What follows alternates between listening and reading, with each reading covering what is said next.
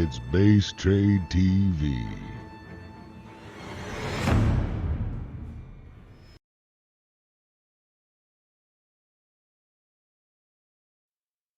Ooh. Ah. Just my new pillow, you perverts. Calm down. Good morning, everybody. Welcome to Go for StarCraft 2 with Rifkin. I'm just going to comfortably lay down on my new pillow that I showed off yesterday on stream. I'm rocking some new threads today. The Stream Elements dudes hooked me up finally with a sweater that actually fits. They got my name spelled right. Today's a good fucking day. But good morning, everybody. Now, Go for StarCraft 2 is... fuck is my desk on? Pillow was really good. Oh, it's water. Never mind. I forgot. I stubbed my toe and spilled water right before going live. Today has been a good day. Except the part where it hasn't. Anyways, Go for StarCraft 2. We have not visited Go for StarCraft 2 in a very long time. To the point where I actually got to get back on the wagon of like, how do I cast this? In fact, even just finding the brackets is going to be a little bit of a pain because it's been a long time. Okay, here we go. They have 73 players signed up for today. That is so cool. They have a round of 128 as a consequence. So it's a small round of 128. It's mostly a round of 64 tournament, but that's pretty cool that they have enough people that they needed to sit down and be like, yo, we need more. Is my sound off? Hang on.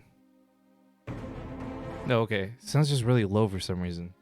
All right, StarCraft, I'll fiddle with you and your audio levels later. Anyways, I'm trying to get the brackets open right now because the ESL website is a little bit difficult to navigate. And I do recall they have a custom URL that you can copy paste. Yes. It looks like the brackets just aren't finalized at the moment of speaking, so that should be finished up here soon. 66 out of 73 players checked in. That's pretty good. I know that I was looking at that list, by the way. I saw some really cool names signed up. I don't know about who checked in or who didn't, but even here in the chat channel, I see my boy Bly, I see Koss, I see Lucifer, question mark? I don't know that name. I was thinking Lucifer for a second and got excited. Nurchio, and I know Showtime. Oh, he is in the channel too.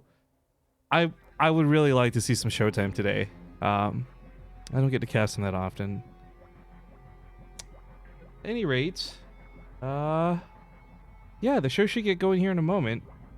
We're just all waiting on the brackets to actually go live. Of course, I am using a stream delay, 2 minutes as per required, and as soon as it's all good to go, we will jump right into it. Juvia Locks, who says that shirt looks super comfy. The dude, this is a super nice pullover hoodie. Although, to answer Akuma's question, wait, so they spelled your name wrong before? No, the Stream Elements guys didn't. Corsair did. If you guys recall me complaining, Corsair sent me a hoodie back in the day to, what, I can't remember. It was spelled Rick Finn or maybe, I can't remember. It was just spelled wrong. And I'm sitting there like, really? Anyways, it's just nice that these guys got it right. It's such a small detail, and it shouldn't be a big deal. But for someone like myself, I just look at it as like a thing of respect. So that's kind of cool. But they did send me one of these before, but they mixed up EU versus UK or UK versus USA sizing. And for those who don't know, I like to comfortably wear a 2XL, usually just an XL. I get away with. But for hoodies, I want something a little bit comfier and bigger. So I asked them for a 2XL, and they sent it to me, and I can't even pull it over my fucking head. Like it's made for children. Because I guess a 2XL in the UK is equivalent to like a medium, basically here, which is so far off of what... Anyways, point is, they got it fixed. It took a little bit of time. They got it fixed. It's comfy. It's nice. I'm going to cut off some of the tags on the inside that are scratching me a little bit. But... at any rate, I digress because we are waiting for the brackets. It says live 1-on-1 tournament Europe, but I don't see any names on the list. So come join me in question mark land, fellas, as we see what is going on here. Okay, we're going back. We're going back to the source. We got to go back to the future, Marty. All right. Go to the Go for StarCraft thread. Today is November 18th. It is 5 a.m. Pacific. God damn it, it's 5 a.m. Pacific. All right, this should link to the bracket. Live now. All right. Here we go. Brackets. And the bracket is up. Perfect timing. Woo. Let me go add this command to the check and edit brackets. And there you go. It's worth noting, by the way, ESL is hosting a contest today. Supposedly, if you tweet really good clips to them on their Twitter and they choose to use it, you can win a month of ESL Premium. I don't know what that means. I don't know what that gets you. But it's something you can win for making a clip on the channel. So, you go, girls. Oh, is that... Wait, is Kelazur really here? I see Kelazur on the check-in list. That's kind of cool. That's a bit of a surprise. There's a lot of good players. We got Denver out today, too. Denver's a Zerg player I think is a lot of fun to watch. These first couple rounds, though, are going to be kind of a wash, guys. Keep in mind, with this being a round of 128, there's a lot of players here who have walkovers / no plays, and the first couple rounds in ESL, for those who are unfamiliar, are best of ones, not best of threes. So these first couple rounds should go kind of quickly, feeding into that round of 32, which I think is also a best of one, if I'm not mistaken. I think the round of 8's the only best of 3, or at least where it starts. So I'm just gonna try and get some good players and hop into one of these games. Like I said, there's Clem, there's Namshar, Denver, Nurchio, Bly. I'm just scrolling through this list very quickly. There's a lot of good people to choose from. So normally I would love to be like, hey guys, vote on who you want to see cast today, and I'd be like, let's cast it. But because these are best of ones, we're gonna kind of just take the shotgun approach to it, I think. So I know Bly. Oh, Bly actually doesn't. Bly's like the one guy who doesn't have a game ready to go right away. Bly's a guy you can usually hop into pretty easily. All right. Well, give me a second here. There's a lot of people who subbed already, by the way. Thank you so much for that, guys. I will get to you. Uno momento. Oh my god, real?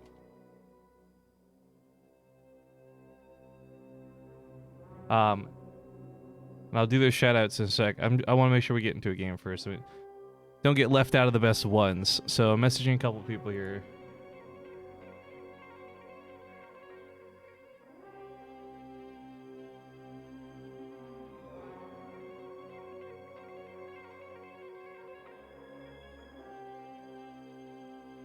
Looks like Denver and Scandalous might have something. Bits are getting too expensive in Canada. Yo, stop using bits, in all honesty.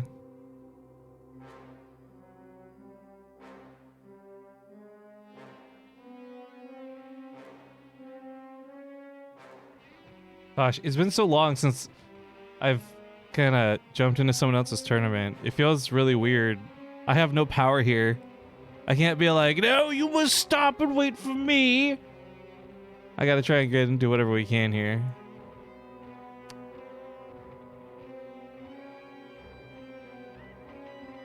Okay, let's... Alright, so I messaged a couple people. Kelzer got back to me. He said if his opponent's here, we can cast him. Hang on. Wardy's here too. That low life?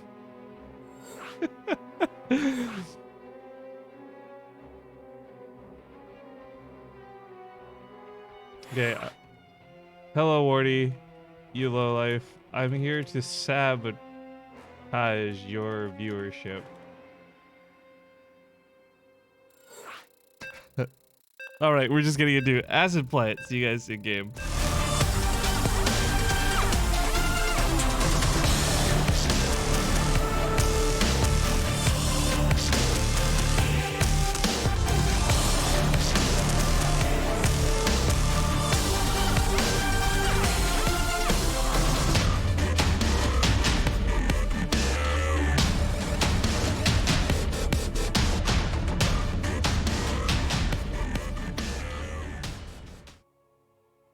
All right, guys, we have one goal for today.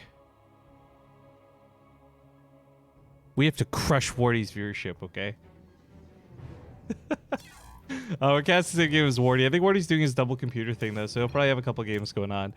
You're watching Go for StarCraft 2. This is the best of one, as we are in the round, and I want to emphasize this, we are in the round of 128. It's a lot of people signed up to play today. To the lower right, we have the Teal Protoss player, Ashbringer. Must be a paladin. On the top left, of course, the blue Terran Kelazur. I want to talk a lot about Kelazur here in a moment, but to address some of the stuff that's being talked about in chat, yeah, I'm not sure what's happened with Twitch recently with the cost to buy bits. It's really not worth it. Like when Terminator says he's got to pay $10 for 500 bits, it's really like the streamer, those 500 bits, the streamer will get $5. You're paying a 2-to-1 ratio. I think bits are a lot of fun and there's some cool stuff that goes with them, but honest, hand to God, at this point, I would just rather get donations. I think the cost benefit, you're literally flushing money down the toilet giving it to Twitch like that. So I'm all for subs. Don't get me wrong, I don't hate Twitch. I just think bits are becoming a super ripoff. So there's that. I don't underappreciate or anything like that. It's just I don't think it's worth it for a lot of people who are buying them. But anyways, that's not a topic at hand.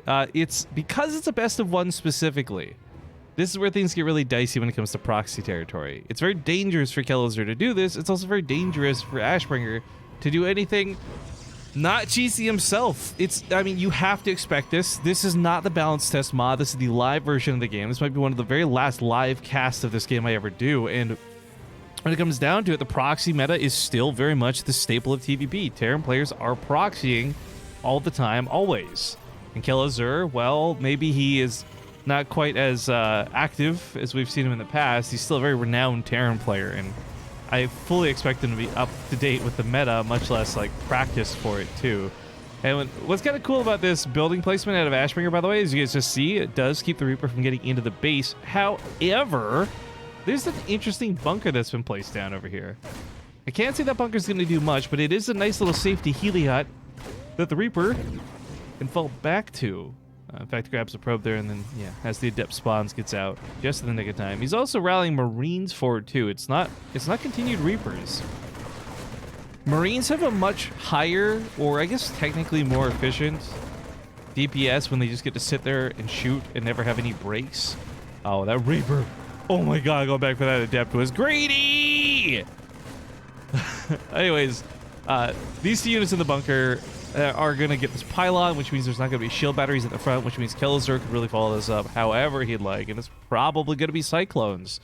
That being said, he did choose to expand. That's a lot of money gone, so he's not going to be rushing across the map with a bunch of them, but those first two are on the way. And frankly, Ashbringer, he's making smart moves. Like, he needs a shield battery up in the main. I'm so about this. I like that he's giving up the Nexus. I don't like that he had to give up the Nexus. I think one of the problems with this was, though, he responded to it, like, so poorly, too late, and losing that first Adept was big. So there really is no... You don't want to sacrifice these units into the bunker. It's just not going to be worth it.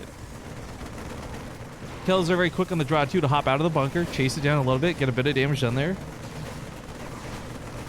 But I think without the aid of that shield battery, he's in danger of losing units again. The Immortal comes out to try and defend. That's going to be really useful for when the Cyclones are here, of course, but it's not going to break this bunker in time to save the Nexus. This base is dead. So for Ashbringer, it's kind of consolidating his losses, and he keeps poking up there with the Adept. Loses that. I mean, one of the greatest things he could do right now would be just transfer the Adept through the bunker, walk across the map, and presume that either A, Kelazur has no units defensively at home, or B, that he'd have to turn around and defend, rather than continue pressing the attack. But because Ashbringer doesn't have that option available to him, things are really dicey. The bunker almost dies, but it does get salvaged. For Kelazur at this point, him fully retreating, not a problem. He just killed the Nexus. He took his own CC while this went on. It's already in orbital, so there's going to be plenty of mule action going on. Kelazur, as long as he doesn't die to this counterattack, which is a really predictable counterattack, I think he'll be golden. But, oh, I like what he did there with the focus fire on the Stalkers. The ones he pushed back specifically were on the front lines to strip high ground vision away from Ashbringer. No chance to contest, fight, or do anything there. But, oh, okay. That was a little unexpected. A green Jiaozu. Thank you for the 3,000 bits, dude. I'm not sure what I've done to deserve that, but I really appreciate it. As I said, I have no ill will for people who want to use bits. If you still want to use bits, you're Mr. Moneybags, you like sending off the alerts and having that cool little badge, go for it. So thank you very much for the 3,000 bits, dude. Also, while we have a bit of lull in the action, just a quick sound off for these wonderful heroes who resubbed while the stream was just starting up today. It started off with Juvia Loxer. She came in with her tier 3 sub, so I VIP'd her for 23 months. And that is, by the way, if anyone is a tier 3 sub, I guess we're going to give them VIP because I don't know what else to do with it. It's a cool little chat badge. Then your Euride 4D666, or you're deaded, I guess. You're dead. There you go. 22 months, thank you for that. Oh my god, lol, bah, came in for 39 months to flex their sub girth. Ooh, it's so veiny. Run Into I don't know what I'm saying. Run Into Dreams, though, then smacks him down with a 61-month resub today. Holy crap, 61 months. Today is a great day indeed. A great 5 years and then some. A great day for StarCraft 2. Ace Kate. God damn, dude. What is this? Thanks, Therminator, for your 10 Rift Blush donation on Wardy TV. So Therminator left here to go donate to Wardy so that Wardy would come here. Okay. This is some meta level gameplay. I'm not sure how to keep up with this, so I'm just going to talk about the game instead, which is a rarity on this channel, I know, but with this many stalkers, Kelazer's actually possibly in some danger. He does pull the SCVs, though. He's not going to be lazy about it. There's a good force field coming at Ashbringer to try and keep him off the bunker, try and deny those repairs, but he still gets the repairs off. Guardian Shield goes up, but it goes down right away. Ashbringer's being pushed back. These Cyclones are still standing, and this game, oh my god, Kelazer's only lost one Cyclone. This game is over. I'm sorry. What? Just cut it out. Shut it down. It's over. Tank set up too well. Yikes. I didn't even realize the disparity here because, of course, his opponent, while taking Banshee damage, in air quotes, because of how powerful the shield battery defense is, he doesn't have an expansion. It's 1 base to 2, not something you ever want to find yourself in against a Terran player. Oh, that lock-on kill in the Warp Prism was huge. Ashbringer is being shut down mercilessly. GG. Kelazer takes game number, well, the only one. It's such a habit. Every tournament I run, I always make everything best of 3s. But of course, as I said, I think from the round of 128 to like the round of 8. Let me just double check. I know they wrote it up earlier. Yeah, round of 128, 64, 32, and 16 are all best of 1s. Then the round of 8 is where the best of 3s begin. God, it's been so long since I've done tournament formats like this. This is some cutthroat shit, guys. Single elim, best of 1. That could be brutal. Either way, first one of the day done, going to Kelazer, so congratulations to him. He'll advance on in the brackets. You guys can take a quick little peek at the brackets here with me as I scroll through to find Nerd Show's killing it. Will Kelazer have an opponent immediately? Oh, catching some Braddock could be fun. Yeah, he'll be playing one of these two. Showtime moves on up there, possibly. I like that Showtime got back to me about wanting to cast this game as we're getting to the other one. That's a little awkward. All right, so we got a couple of games lined up, but really, truly, guys, I want to remind you all that because of this incredibly large bracket, which is impressive and fun and cool, it will be a little bit of time before we get, like, the good games, you know? Like the best of 3s with, like, Nurchio versus, like, Braddock or something like that, so let's see what we could do. Wardy says you only need a 90-second delay. Well, you only need a couple viewers.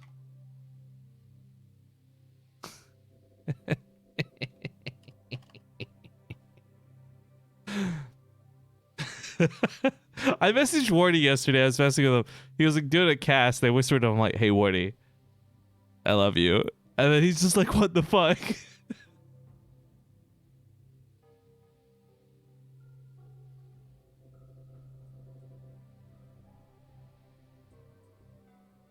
I wish I'd known it was only 90 seconds, though. I don't want to restart it after.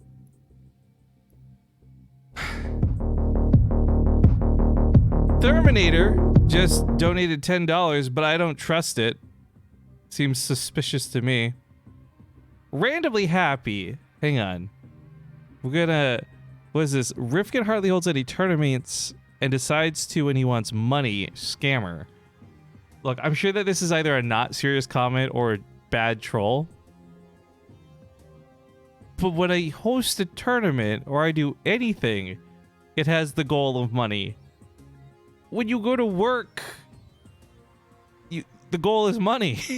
I don't know what that comment's supposed to mean.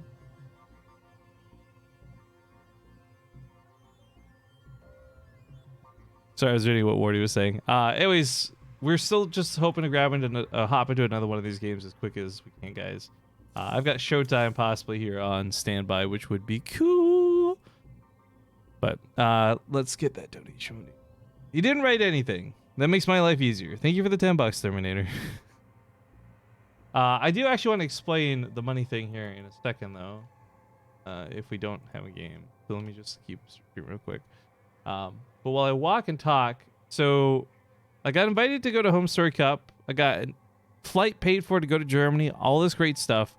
And I thought I was all set. And then I spoke with some people, and it turns out there's some extra costs of things I have to take care of that I wasn't quite aware of. I'm a little taken aback by it because you learn. I think I leave in 2 days. So it's like, oh, cool. I'm glad I found out about this now, at least, opposed to like when I'm there. So I don't really have a donation goal, guys. To be honest, I'm fine. Like, I don't need the cash, but it's just nice knowing that I can offset it a little bit. So please understand the sarcasm whenever I talk about it today, because it won't be a super serious topic. It's not like, oh my God, guys, I'm not going to be able to get food. I won't be able to make ends meet or rent, blah, blah, blah. No, I'm good. I am totally good. Now, I see Clem in the bracket, but I don't see him online. Samich, thank you for the 9-month resub. Yay! Sorry, I'm still trying to... A lot of these are just going quick. So I'm like messaging people and I think they're already in a game. Like I said, though, Showtime's not in a match right now. I think his opponent just got walked over, though. Did he? It's a different player. Okay, so we might have Showtime versus Verdilet. Possibly.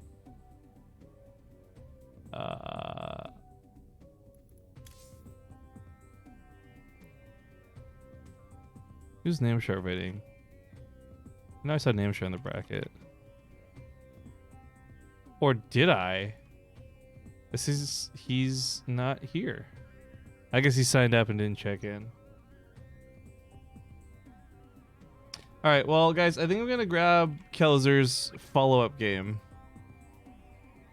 just so we can keep the flow going.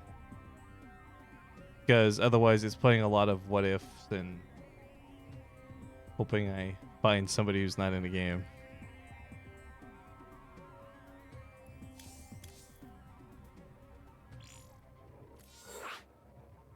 Kel's just going down and lost him. I'm gonna sneeze. Oh, I can feel it coming. Hang on. Ah! Stuck in my nose. Okay, we're in the lobby for Kelazur versus Nira. According to the lobby. 100 bits from Sean DeWolf. He says, I will not cheer for Germany. I will only cheer for the Rifkin snow shoveling fun because Canada. Dude, it is literally hitting negative temperatures outside. I love it. But it's not snowing, and that probably bums me out. Thank you for the 100 bits. And then CGTF2, thank you for the 59-month resub. Woo, lads. That's, we had 61, now 59. It's a spicy morning for some resub action. Thank you, guys.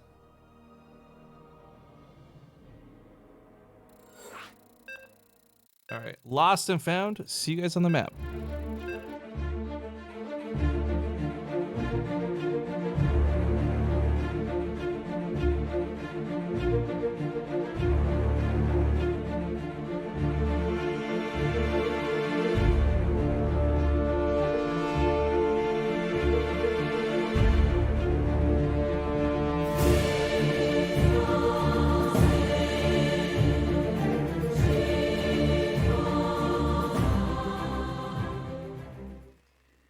Booyah! Welcome back.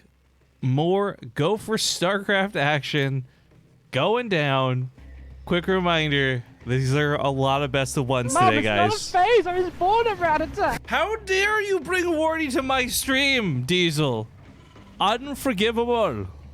He's got his own stream. It's funny in the top right. I really wish it wasn't another caster in the game, by the way. If it was just me and Wardy, I would love to just smack talk him right now. Top right, we got the blue Terran Kelazor. Of course, he is once again proxying because he's playing another Protoss. This time, it's Black Ends Nira. Oh, that's actually a super dope logo. I really like that. Black Knight, whoever designed that, you did very well. Thank you, Diesel, for the bits. And thank you, Pinochle, for the 200. He says, I googled maraca jokes, and there are literally none. I'm shook. Well played. Well played.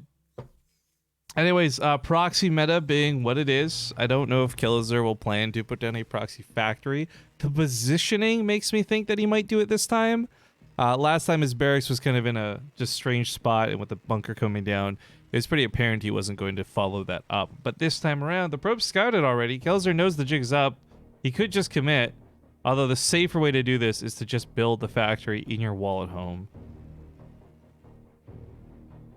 The mayor says Rifkin lives in the one part of Canada that doesn't regularly get snow in the winter. Yeah, it gets negative temperature cold here, but it just somehow still manages to rain. Welcome to Vancouver, guys. The bunker block here is going to be really nice. It'll stall out building an expansion, so Nero will be stuck on one base for quite a bit of time. It's a little bit better to be in this situation, though, than what we had last game for our previous player, Ashbringer, as if you go for an expand and lose it, then not only have you lost the cost of the Nexus, you were also not producing anything in that meantime because your goal was to play economy. This time around, as you can see, the Zealot's buying a little bit of time, not a big deal, and we just have the Adept coming out with the quick, whoa, holy crap! Was it, wait, was this $6.09? No, that was $69. Monty-un. Hello. Dude, Monty, do you want VIP, by the way? You've given so much, and I feel like it's such a small thing. I don't know if you care about that stuff, though. I would love to, at the very least, give you VIP in the channel. Let me know your thoughts. I know you're not an attention-seeking guy, so I don't want to... No, we'll just leave that. Thank you for the 69 bucks, dude. That is literally doubling my current Germany funds, as it were. So, thank you, dude. Kelazor's Reaper control here has been very good, by the way. I just want to note that from last game to this game, it's not like his opponent's putting up a lot. There's not a lot you can do, right? But we're not seeing him be careless.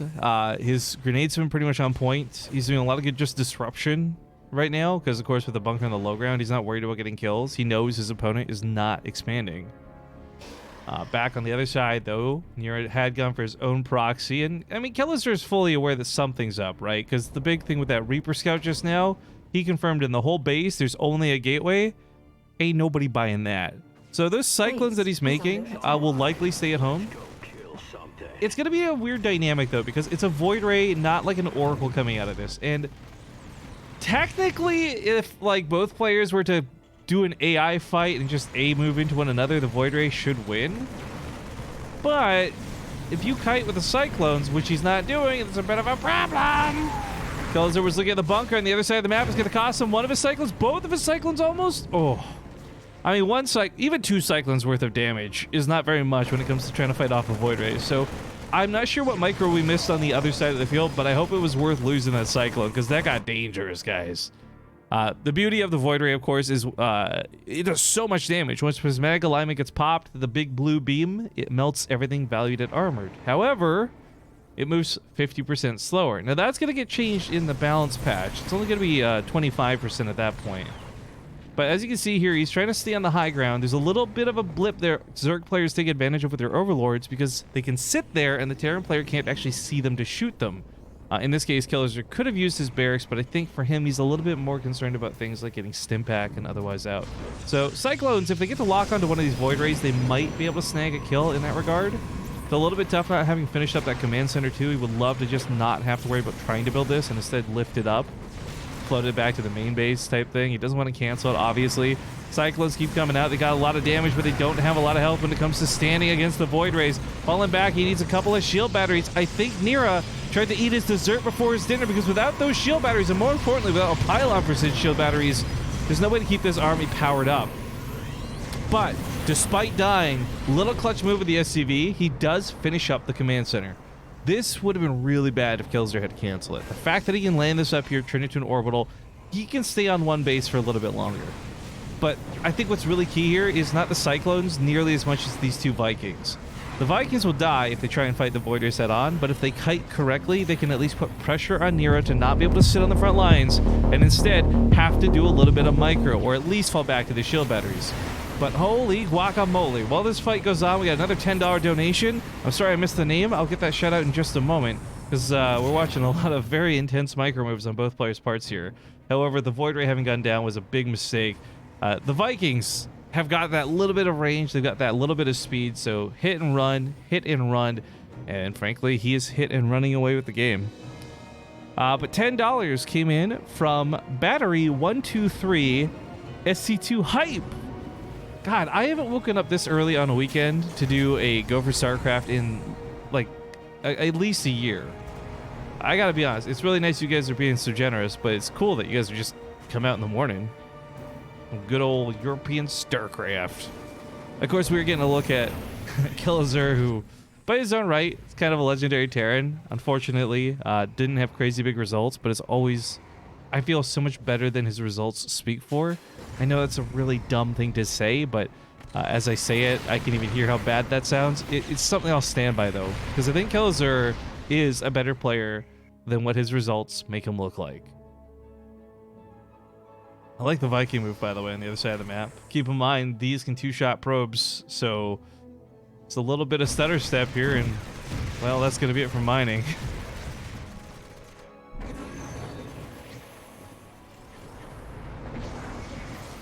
Bacon Hero says, I'm already VIP on Wardy's channel, ... the channel with actual gravitas. I don't think Wardy knows the meaning of the word gravitas. How dare you? Can we stop? This is an apples and oranges thing, guys. Like, comparing me and Wardy is like comparing me, a sweet, delicious, yummy apple, to a garbage orange, which has probably been sitting in the dumpster, half peeled, has seeds in it, and lots of pulp. It's just, ugh, disgusting. Nice revelation there out in here. Keeps that Oracle alive, but, I mean, these stalkers don't have a lot. Even if Blink's done, that's 4 stalkers to fight with. He's been stuck on one base for so long. He's finally mining off of a natural, which is great, but is the game heart mod on? Yeah, you guys can see just how much Killazur has been winning the income war, and frankly, how much he's going to win this game. These are best of ones. It's crazy to me, because a great player like Killazur could totally be knocked out by, you know, that wrong cheese, that Protoss all in. It's just a little too hard to fight, right? But no, 2 games, 2 Protoss players back to back. Killazur's holding his own very well.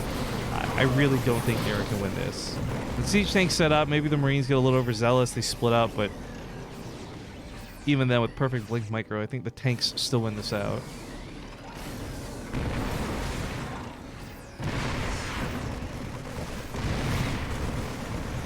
Yeah, the probes get pulled, it's a little bit desperate. There's that stalker blink, hoping for some friendly fire, but it's nothing close to near enough. GG.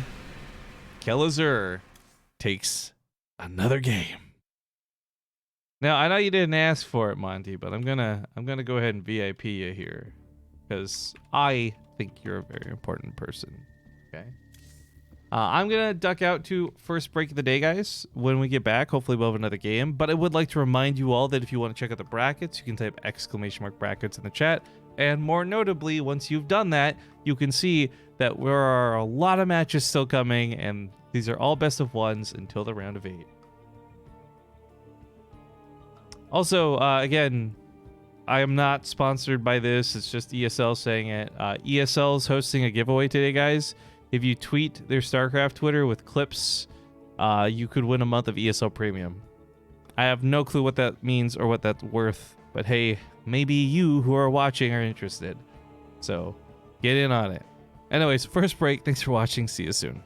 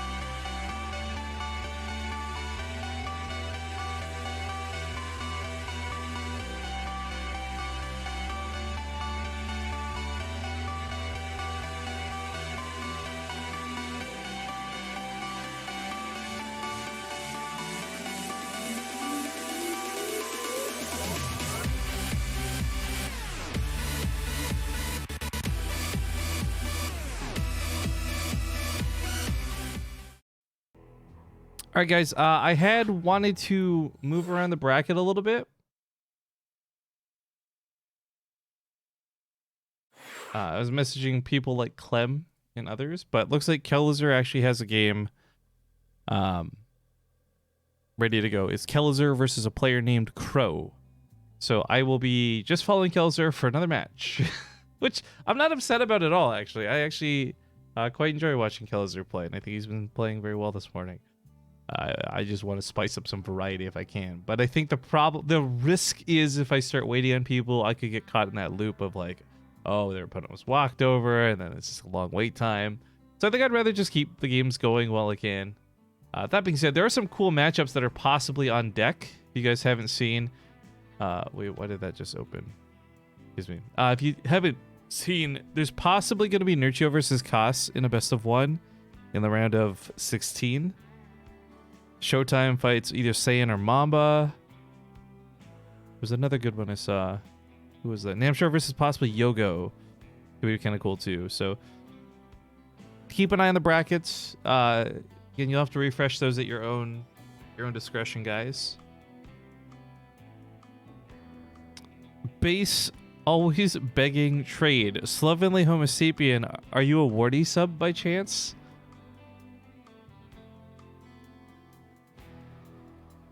All right. I guess just to do a little bit of explaining here, guys, because I know not everybody follows the sarcasm. Wardy and I are good.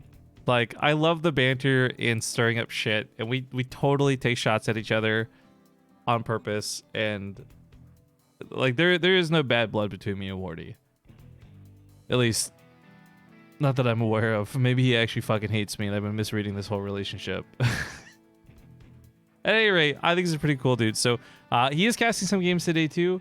If you guys could check out Wardy's channel, that would be pretty rad. If you don't know it, it's just twitch.tv/Wardy, but with 3 I's. So Ward I. I do want to note though, I don't know if we're going to keep casting the same games or not, but Wardy is using a slightly less delay than me as well. Don't care, not a problem personally, but it could result in some potential spoiler chat if you're hanging out on both channels. So please be careful about that, guys, because I do not enjoy banning people over spoilers and stuff.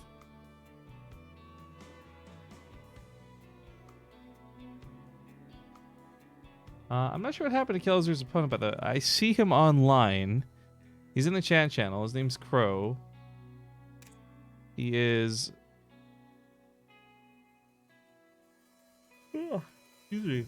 He is Grandmaster, 6100 MMR. And I'm going to assume Zerg. It looks like Zerg. So this might be a TVZ, which could be fun. Not as proxy heavy, although Kelzer may still do proxies. I had originally planned to sleep before this and wake up early. I just instead played Fallout all night and didn't sleep, so... Yeah, I got a couple more yawns maybe before the cast is done. Anyways, let's hop into Cerulean Fall. See you guys soon.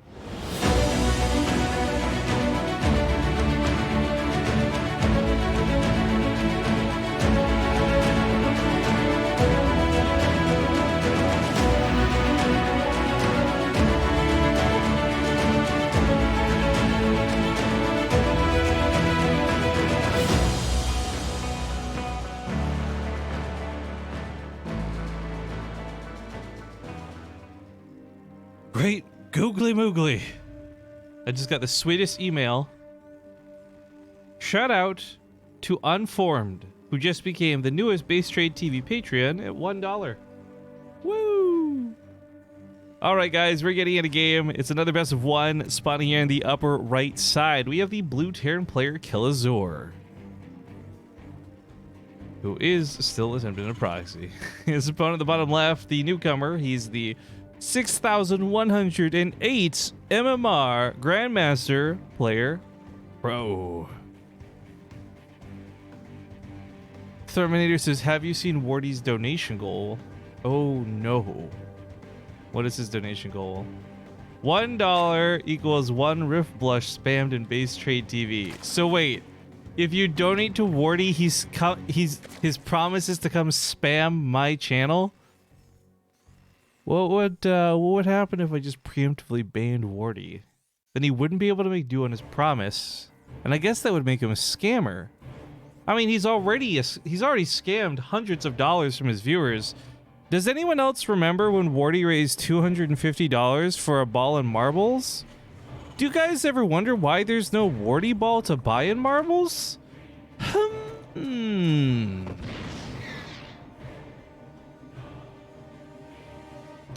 Nice reaction at a Crow, by the way. I think he knows that Kelzer may be committing to this. Now, he didn't see the barracks just recently, so he knows it's up. He knows that it's not at home. There's no question about that bunker. It was an appropriate reaction. If he let that finish, this could have led to a lot more chaos for sure.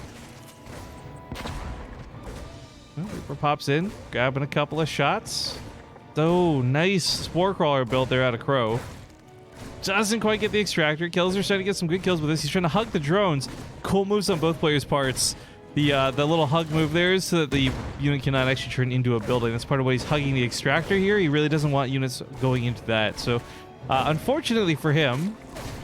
Oh no. Crow actually let that Spore Crawler finish. A little awkward. I mean, it's not bad. At least you got a Spore Crawler now for the inevitable Liberator and or Banshee, but... Ooh. I think Kelzer's definitely getting the better end of this start, guys. And this wasn't like a super committed Rax, by the way. It was two Reapers on proxy, and he started flying home. He's got a natural base already on the way. His factory has been done. He's got a starport coming up. I mean, honestly, this was just a great opener to Kelzer for not being too committed.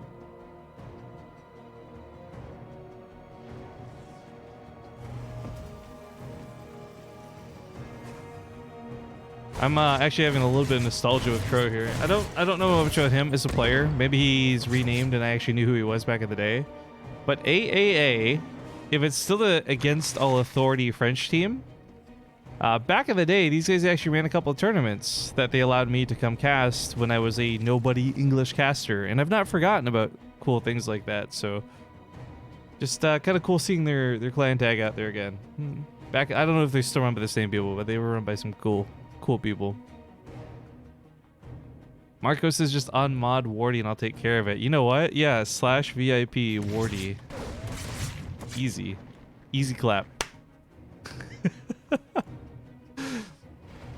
I leave it to you, Marcos. Unravel 89 says, remember when Rifkin promised a rat attack up? Oh, I remember when Rifkin promised a rat attack up. I also remember when Wardy said he'd join me for it. Wardy also promised to do a tip jar show match and an Archon show match. You guys remember that? It would be me and a pro player versus Wardy and a pro player? I'm just saying, guys, I've had a lot of spare time on my hands. I've been trying to encourage that we do this, but some other party involved is the one dropping the ball, not I. In fact, Wardy fully backtracked.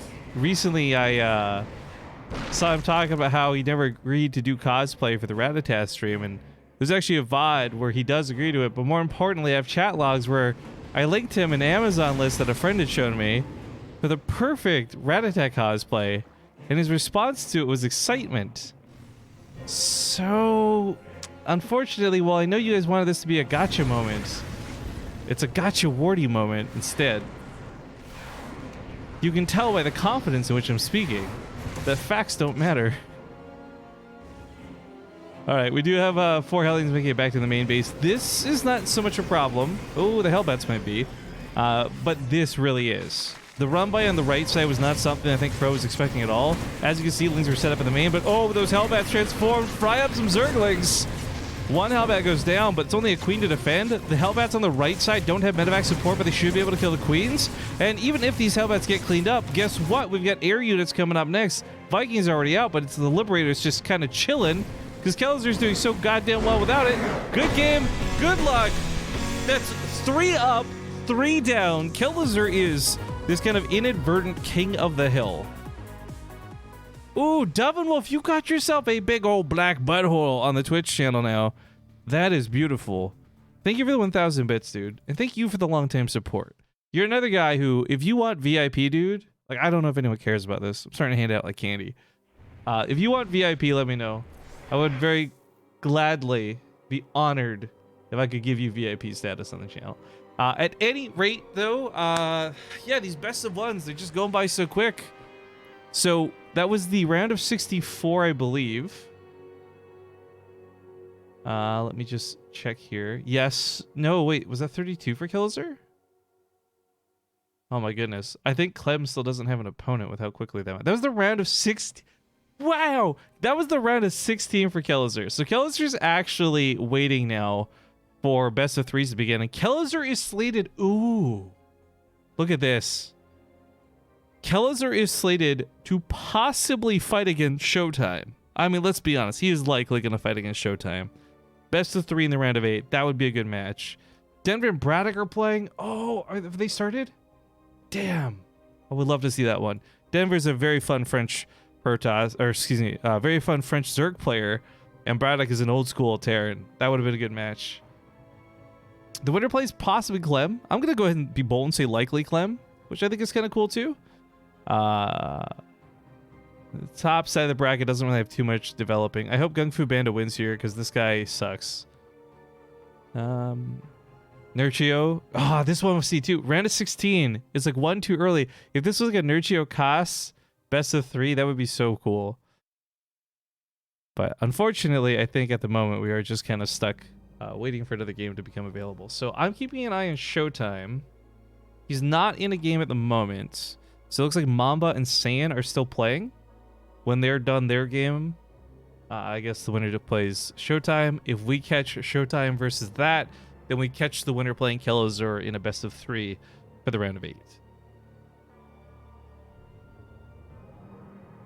What else is that British? Hey, Killaris, what's up, dude?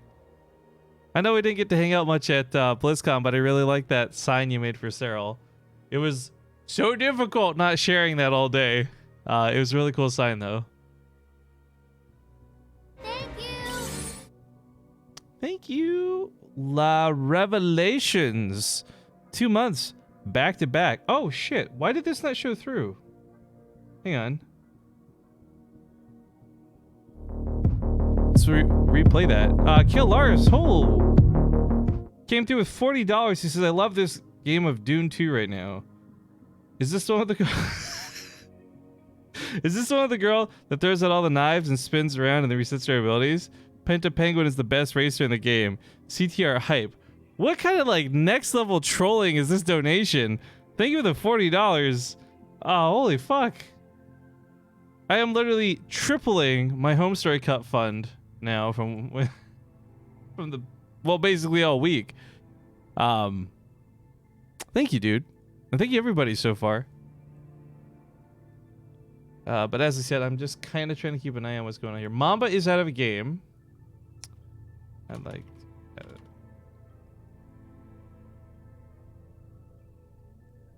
Alright. So, Showtime, hopefully I've got in the pocket. And if this works out, then that is just a really smooth ride to the round of 8. And of course, once we're in the round of 8, that's where things will be really easy. So, we can just ride those through to the semis, grand finals, etc. Does this have prize money? I remember they started stripping away a lot of the Go for StarCraft prize stuff, right? Like Thursdays are only worth points now or something. 100 euro. Okay, this tournament is worth 100 euro. But what's the breakdown of that? Is that like winner take all?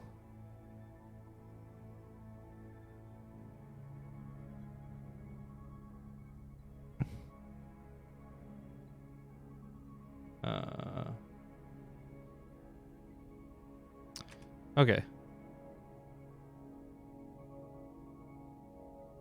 Yeah, I think I got this Showtime game.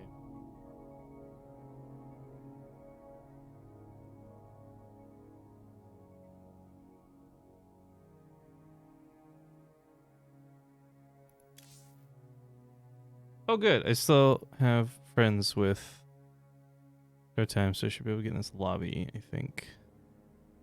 I'm sorry, I'm being a pretty bad like streamer on the streamer side of things, guys. I'm juggling a lot. It's not an excuse, it's just like, hey, this is why I'm kind of aloof. But okay. Now we're in the game. Don't have to worry. Because the biggest, like, let's be honest, like whether you're Joe or pro, the biggest stress when it comes to casting these things is just making sure you're in the game. Being left out of the game, God, I remember those days like those were the worst. We cast Super OG Go for... Wait, is Wardy Bronze League? Mate, I'm actually impressed. Oh wait, do you just get to pick your border? I'm confused. Wait, how does he have...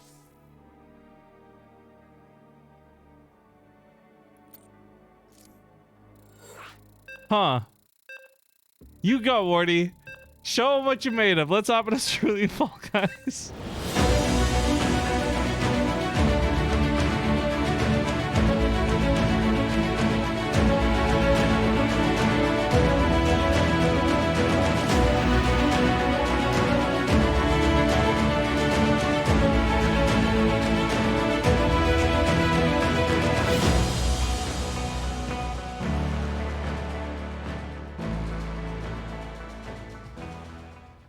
All right.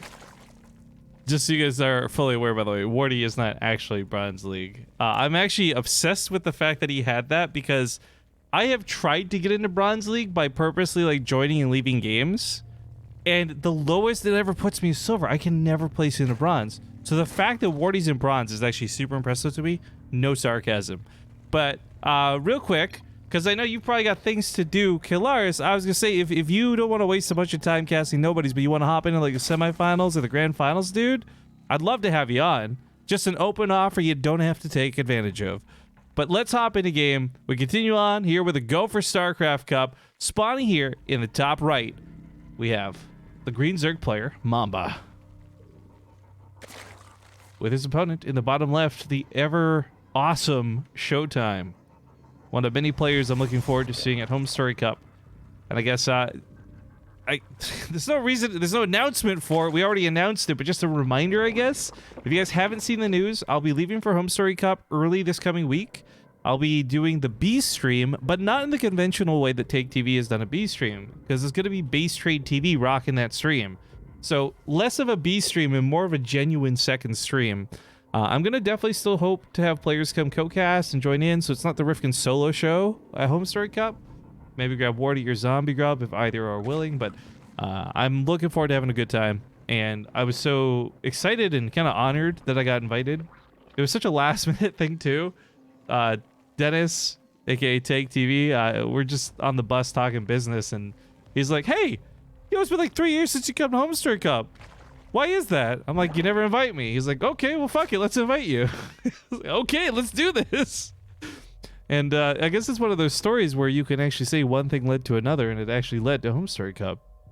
Anyways, a little bit of a recap for any of the radio listeners out there. We had Mamba forced to take his third base because Showtime was blocking with the probe, kind of your normal ZVP stuff. But Mamba's not actually tried to make any effort to take back a natural, and I'm really curious about this. He may delay it for a little bit longer, and that's fine, but he's, at the moment, just transferring drones over to his third base, which is his second base. God, I hate trying to explain that dynamic of StarCraft 2. But Stargate comes down from Mamba in base, back on his side of the field, so there are no proxy tactics happening in this game. And to be honest, you know, shame on you, Kelazur, tisk tisk, but after a couple of proxy games back to back, it's nice to see something that's not a proxy. But I should also note, again, for those who are just kind of casually watching, the winner of this best of 1 goes on to play against Kelazur in a best of 3 for the round of 8. Seratus Knox, thank you for the Twitch Prime sub. Glad to have you back for 6 months in a row. Got an Adept out here. A little bit low. Link's almost get that full surround. She should be able to transfer out of there. For Showtime, it's not devastating to lose an Adept like that, but it is a little bit of map control you get to hold on to.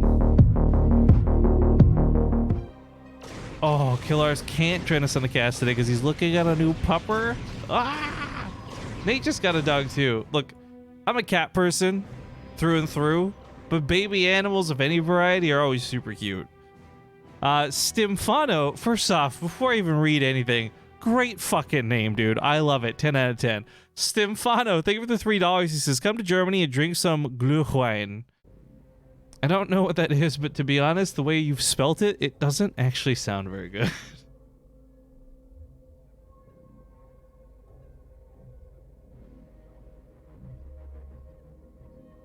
So, Kilaris asks, can I post a link to the pupper picture?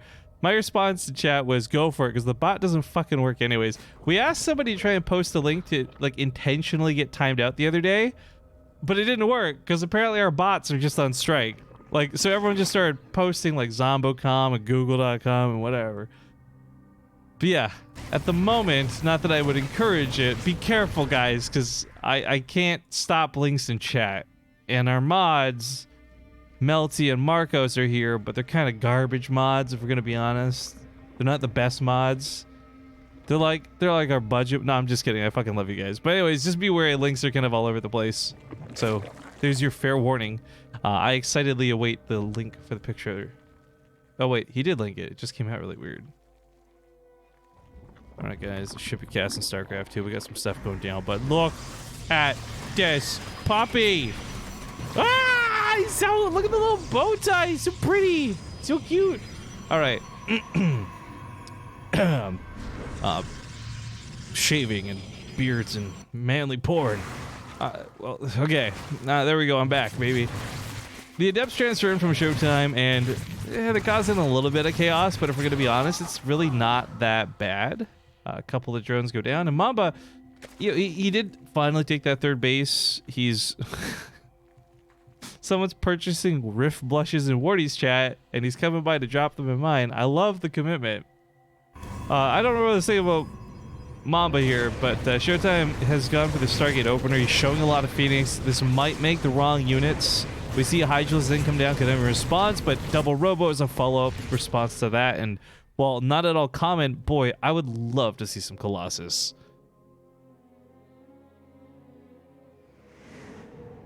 It is worth noting though that Mamba, I don't know a lot, but to say 6K for an MMR on the European server is not too shabby. But you're coming up against Showtime, and there's a lot of memes about Showtime, but oh! Mamba's actually one of the few players who uses this Hydra skin. This is my favorite Hydra skin. This came bundled with a siege tank and a warp prism in some really weird random package, but it makes them so evil looking. I actually love this Hydra skin.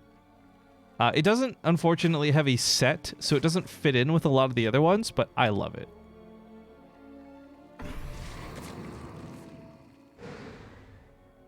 People in chat are saying Glühwein is awesome. Okay, well, you know what? Hit me. I'm open. Just be aware. Actually, this is like the PSA for any Germans who are presently tuning in that look forward to possibly having a drink with me at Home Story Cup. You guys need to understand here and now ahead of time. I am a bitch drinker. Like, I cannot hold my alcohol. Like we're talking like half of a beer and I'm pretty buzzed, right?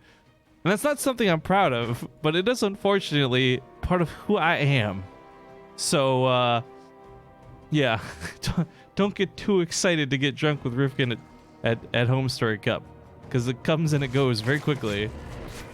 I almost just accidentally called it Home Story Cup Con, because I guess every other event out there is something con, but it's just Home Story Cup. But, oh my god, it could be Home Story Con if Take TV grew it out big enough. Oh my god, I'm a genius. Hire me, marketing team.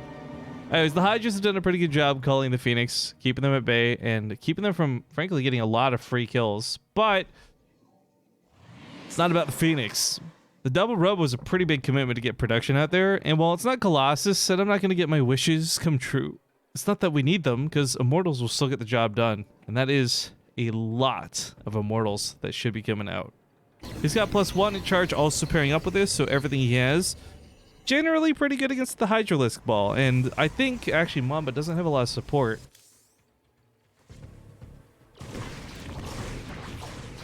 Yeah, 1992 called. They want their Brood War strategy back. Mass Hydra. I guess I'm making a bad joke. Mamba's actually investing in Zerglings and more importantly some Banelings to go with this, but it is pretty much just Mass Hydra right now. And while it's an army that has a lot of damage output, it's also going to be very squishy. Without something to tank for these Hydras, at 90 health, everything is going to take them down. Storm, Charge Lots, Immortals, you name it. So Showtime might not realize exactly how the compositions look, but Mamba is starting to fill some of those gaps. The big ones with the Banelings. Because while the Banelings won't necessarily take care of everything else, they will at least keep the Zealots from charging on top of the Hydras without taking significant losses. And for Zerg in general, not just Mamba here in Showtime, for Zerg in general, it's not about trading, right? It's about getting decisive wins through big fights. That was not what that was. That was a massacre, and Mamba just lost a few Hydralisks for, I want to say actually nothing. I don't know if even a Zealot or an Adept died there.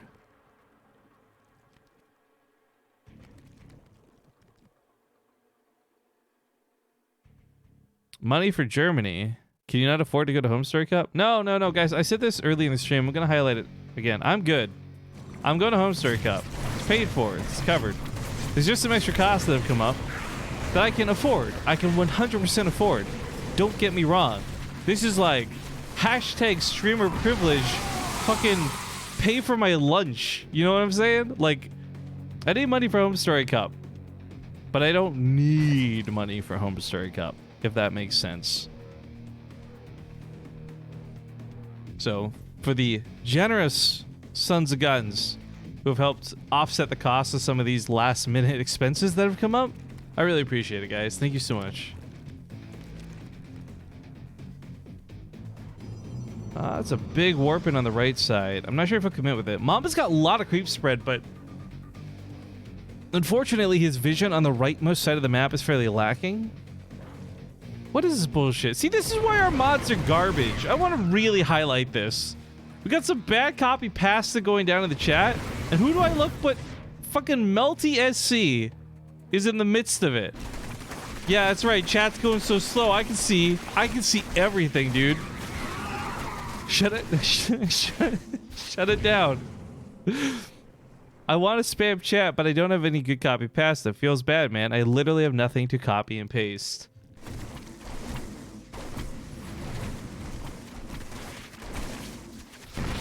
This is a little bit better than the laptop one. Marcos even says I'm a shit mod to spam boy. See? Told you guys.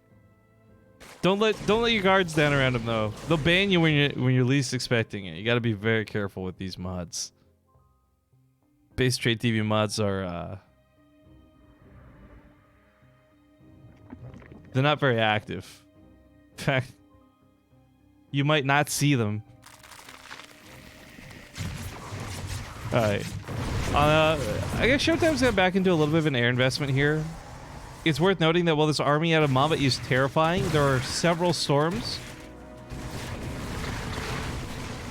About 6 that should land. But the thing that gets kind of scary as the time goes on, I mean, I gotta say, just knowing Showtime, I'm favoring his macro. But Mamba's been matching him, you know, base for base, drone for drone, or drone for probe, I guess. He's had a pretty good economy for a decent amount of this compared to how it started. That being said, these are still best of ones, guys. All it takes is that one bad engagement, that one macro throw, and it's all over. Those Hydras, by the way, just ate a lot of storm damage. A lot of these in one-shot range. Force fields go down. He really wants to just get the hatchery and get out of there, I think. Another big storm as the Hydras get stuck, move commanding into it. Oh, that was rough. That was really hard to watch, actually. That was bad for Mamba. Luckily, though, again, the economy was there to support the losses, so while not great, it doesn't mean it's over yet. I am curious about this, though, for Showtime. If you guys are unfamiliar with the balance changes that are coming this next week, or actually, I think it's even like 2 days, right? This Tuesday is the proposed prediction of when it is. Carriers are getting nerfed so hard into the ground, you will literally never see anyone build carriers if Blizzard doesn't change them. So, enjoy it while you can. This might be one of the last few carrier games you get to watch StarCraft 2 for a while.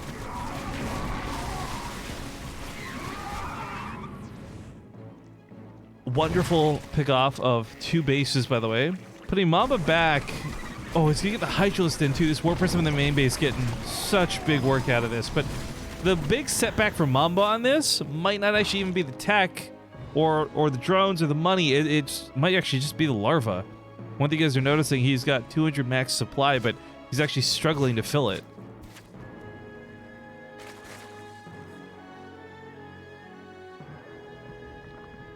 But same time, he is on Broodlords. He's got a pretty noteworthy army. So while Mamba doesn't really have a great looking recovery option to this, he still at present has an army that should do well, but at the same time, it's carriers, guys. Carriers cloaked by a mothership, and there's really only the Hydras to rely on to shoot up. I think a couple good storms, and this goes well for Showtime.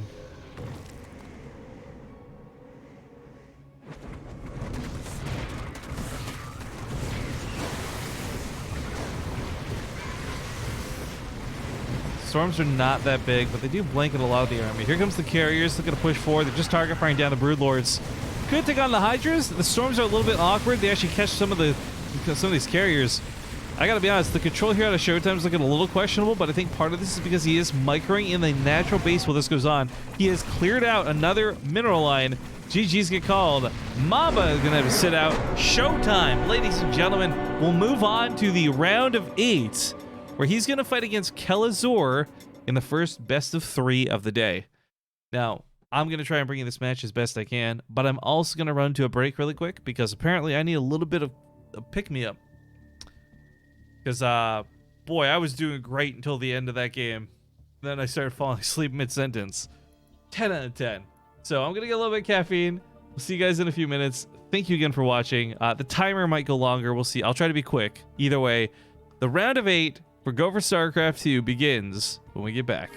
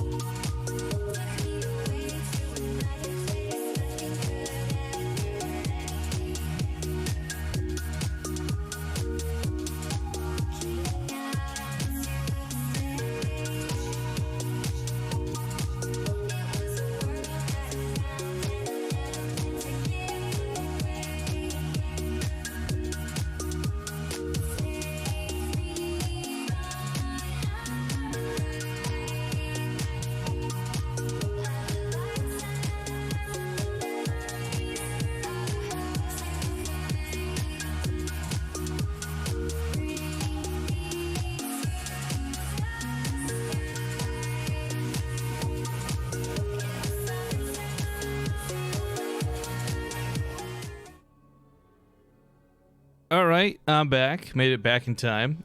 Missed these resubs because of the commercial break, but thank you, Taco Stuff, for the 23-month resub, and then a Night Saw, thank you for the 3-month resub. I think we have 0 new subs this entire stream. It's all resubs. That's a weird thing, and I'm not trying to bait somebody. That's okay. That's fine. Like, we're good. That's just, I don't remember the last time it's been like that. Usually someone comes in with their Twitch Prime sub like right away, like, get my attention. Look at me. So that's cool. Thank you guys. And again, very, very generous today. $132 is, I had 27. No, Akuma gave me 50 after stream. That's not true. I forgot about that. I had $70 towards Home Story Cup and Germany spending. So you guys have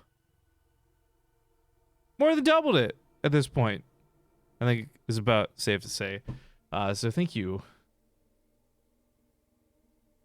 Cocaine? Why are you guys assuming I do cocaine? I always, every time we're on stream, I'm like, hey guys, I'm drinking some G Fuel. And you guys are like, are you sponsored by G Fuel? You should put that in. You know there's lots of G Fuel. They probably killed Peruvian babies with that stuff. And I'm like, guys, I don't drink coffee. This works for me. It's just, I don't know what to tell you. It tastes like fucking candy. It's great. Woo! Anyways, that's my coffee, my caffeine intake. At any rate, just so you guys can see, I am not dawdling. Showtime is presently not in a game, so once him and Kellizer are ready to play, we will hop into it, and until then, you just get Rifkin time, baby. Also, are there any, I gotta ask, are there any World of Warcraft fans in the audience? Because, oh my god. I know I did that one stream yesterday, but if you play WoW, and more importantly, you've tried to do Mythic Plus this week, you may have been really mad because it was bullshit how difficult it was. But after doing it yesterday, seeing the nerf, I just want to say to my Mythic Plus friends out there, oh my god, it's so much easier now. Thank you. Someone just give me 1 sec here. I'm trying to pull up a picture because I see Merkel in the chat. Now, Merkel, I know you've probably arbitrarily heard your name in passing, so you've gone to make a clip of what I'm going to show you because you want to see what I was talking about. But don't worry, I've done this long explanation to give you plenty of time to catch up to the real-time event of this screenshot I have from Fallout last night. After everyone went to bed, because fuck me up, I found a goddamn alpha Deathclaw. Now, I'll give you guys one guess who won this fight between the Scorched Zealot and the Deathclaw, and if you can figure that one out, then you can also figure out which of those two killed me pretty much right away afterwards. There's a lot of problems with Fallout 76. I'm not gonna pretend like it's better than it is. But I have been enjoying it personally. I think a lot of that comes from my being a fan of the Fallout franchise. But some really stupid stuff, man. The thing jumped out of the ground, literally killed me. Felt bad. But Targus TV, thank you for the 5-month resub. Guys, we are getting into Kellizer. We're in the lobby for Kellizer versus Showtime. It's happening on Parasite. And yeah, just getting all the casting, I guess.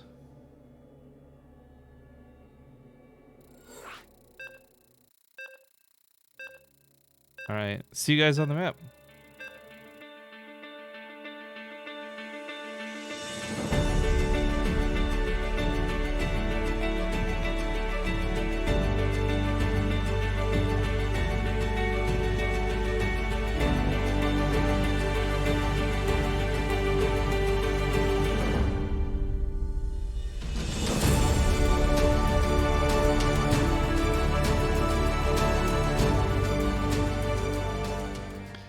All right, we are finally in some real best of 3 action. You guys are watching the Go for StarCraft Sunday Cup. Spawning here in the lower right side of the map, he's the man in blue, Kellizer. And of course, Germany's finest in the top left, we've got the red Protoss, Showtime. Now, as much as I would like to really hype up the people we have at here, let's just take a quick moment to acknowledge we have two fantastic foreign players competing against each other. The problem is, though, it's TVP. And as much as I like Kelazur and I like Showtime, there's this argument of free will to be made. You don't really have free will in this matchup. As a Terran player, you feel so inclined and pressured to proxy that if you don't do it, there's no chance to win. Or at least that's the mentality a lot of people get stuck in. And I actually kind of feel that's closer to truth than not, and that's a big part of why I'm looking forward to the balance change of things. But the other side of it too is like, what is Showtime planning for this? Luckily, on one hand, because they're no longer best of ones, it's not nearly as dangerous to lose. So Showtime can afford to play a little bit more straight up and possibly get caught off guard by a proxy. I mean, we cast a lot of Korean StarCraft 2 where this happens. Player Protoss loses game 1, but then defends it perfectly in game 2. I mean, Kelazur seems pretty noteworthy in terms of like what he's been doing, and I think Showtime's got to have a good idea of this. Also, Dovenwolf, thank you for the 1,000 more bits, dude. Sadly, as much as I made all these cool hidden cheer values, 1,000 doesn't have a special one. So there's your Rifkin Rattata. Everyone else is doing Let's Go Pikachu, Let's Go Eevee, and I'm just like, yo, when are they coming out with Let's Go Rattata? Am I right? Oh my god, I just realized I'm wearing purple today. I'm basically cosplaying Rattata. You know what kills me? I can't get over this. To this day, there's still people I talk to about this, and they call it Rat-a-tat. Like, look at the little Rat-a-tat. There's no dude. All right, problems for Showtime. He's not going to catch that Reaper. Oh, he does. Oh, that Stalker, sweet shot. But there's still problems because whether the Reaper died or not, it got 2 probes, almost a third, and there's a bunker block in the natural base. Kelazur does not end up overcommitting to this. In fact, he's already running back home, and he's got was possibly Cyclones coming out. So Kelazur, unfortunately, will not win the game here. Ooh, nor does he get the cancel. That was a kill on the bunker, guys. That's 100 minerals actually lost, opposed to the 75 you're supposed to get back from that. So really sloppy mistake out of Kelazur this early in the game. Not a mistake you can afford to make against a player like Showtime. It's not like he's lost the series because of it, but it's still a rough move against a really good player. Back in the day, there was a Protoss player named Acro. I remember the weirdest things, and this is one of those weird things I remember. It was on Belshir.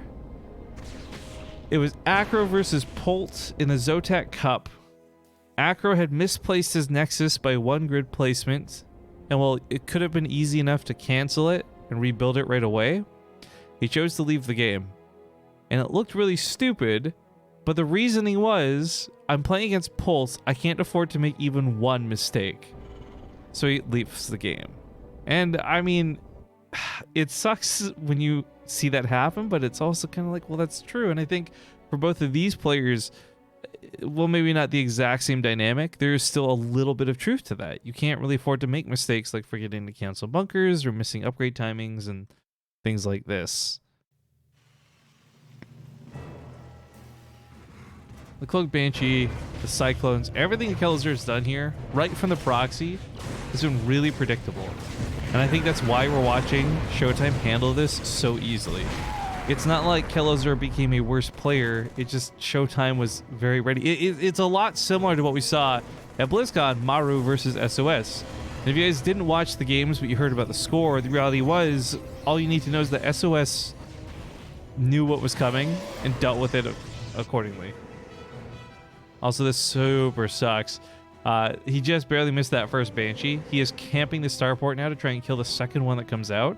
I'm not sure if he's aware that he missed the first Banshee, because if those Phoenix came home, they would be able to stop this from getting kills. However, there's not even a shield battery in the mineral line, so this Banshee is going to come in, and she should be able to rack up 3 or 4 kills easily, and probably go for a high score much higher than that. In fact, that one left low early from that Reaper, killed immediately. That's a nice one-shot. That's 4 probes dead.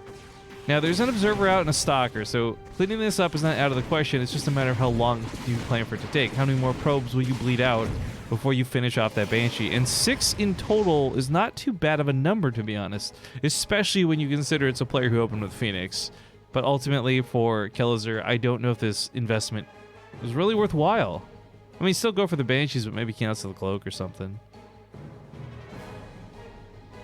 Big Lupus says, don't you get 100 back since it wasn't completed? No. So the way it works in StarCraft 2 is you'll never get a full value back from a building you cancel. There's always the cost of just putting it down in the first place. So you'll get like, I don't remember the exact number, something like 75% of it back, unless dictated otherwise, because they've kind of messed around with the bunker refund policy, right? But at any rate, you have to manually cancel it if you want to get that partial refund. Otherwise, you won't get anything at all. Which I know is pretty standard for a lot of people, but it's the understanding. It's, you know, it's watch Go for StarCraft Cup. Some newer people watching might not understand the dynamic there. Nice pick off with the Widow Mine, grabbing one of the Phoenix. Cost him 2 Widow Mines to do it though, so that's a little bit less good. But still, just staying in it. Third CC. Sometimes you wanna go where everybody knows your name. The Flowering Ash. Thank you for the 1-year resub. You know, that name just for some reason reminds me of Bangers and Mash. And I had this whole thing about this yesterday where I am aware that Bangers and Mash is like sausage and potatoes, but for the longest time, I thought Bangers and Mash was like the equivalent, like the UK equivalent of like Netflix and chill.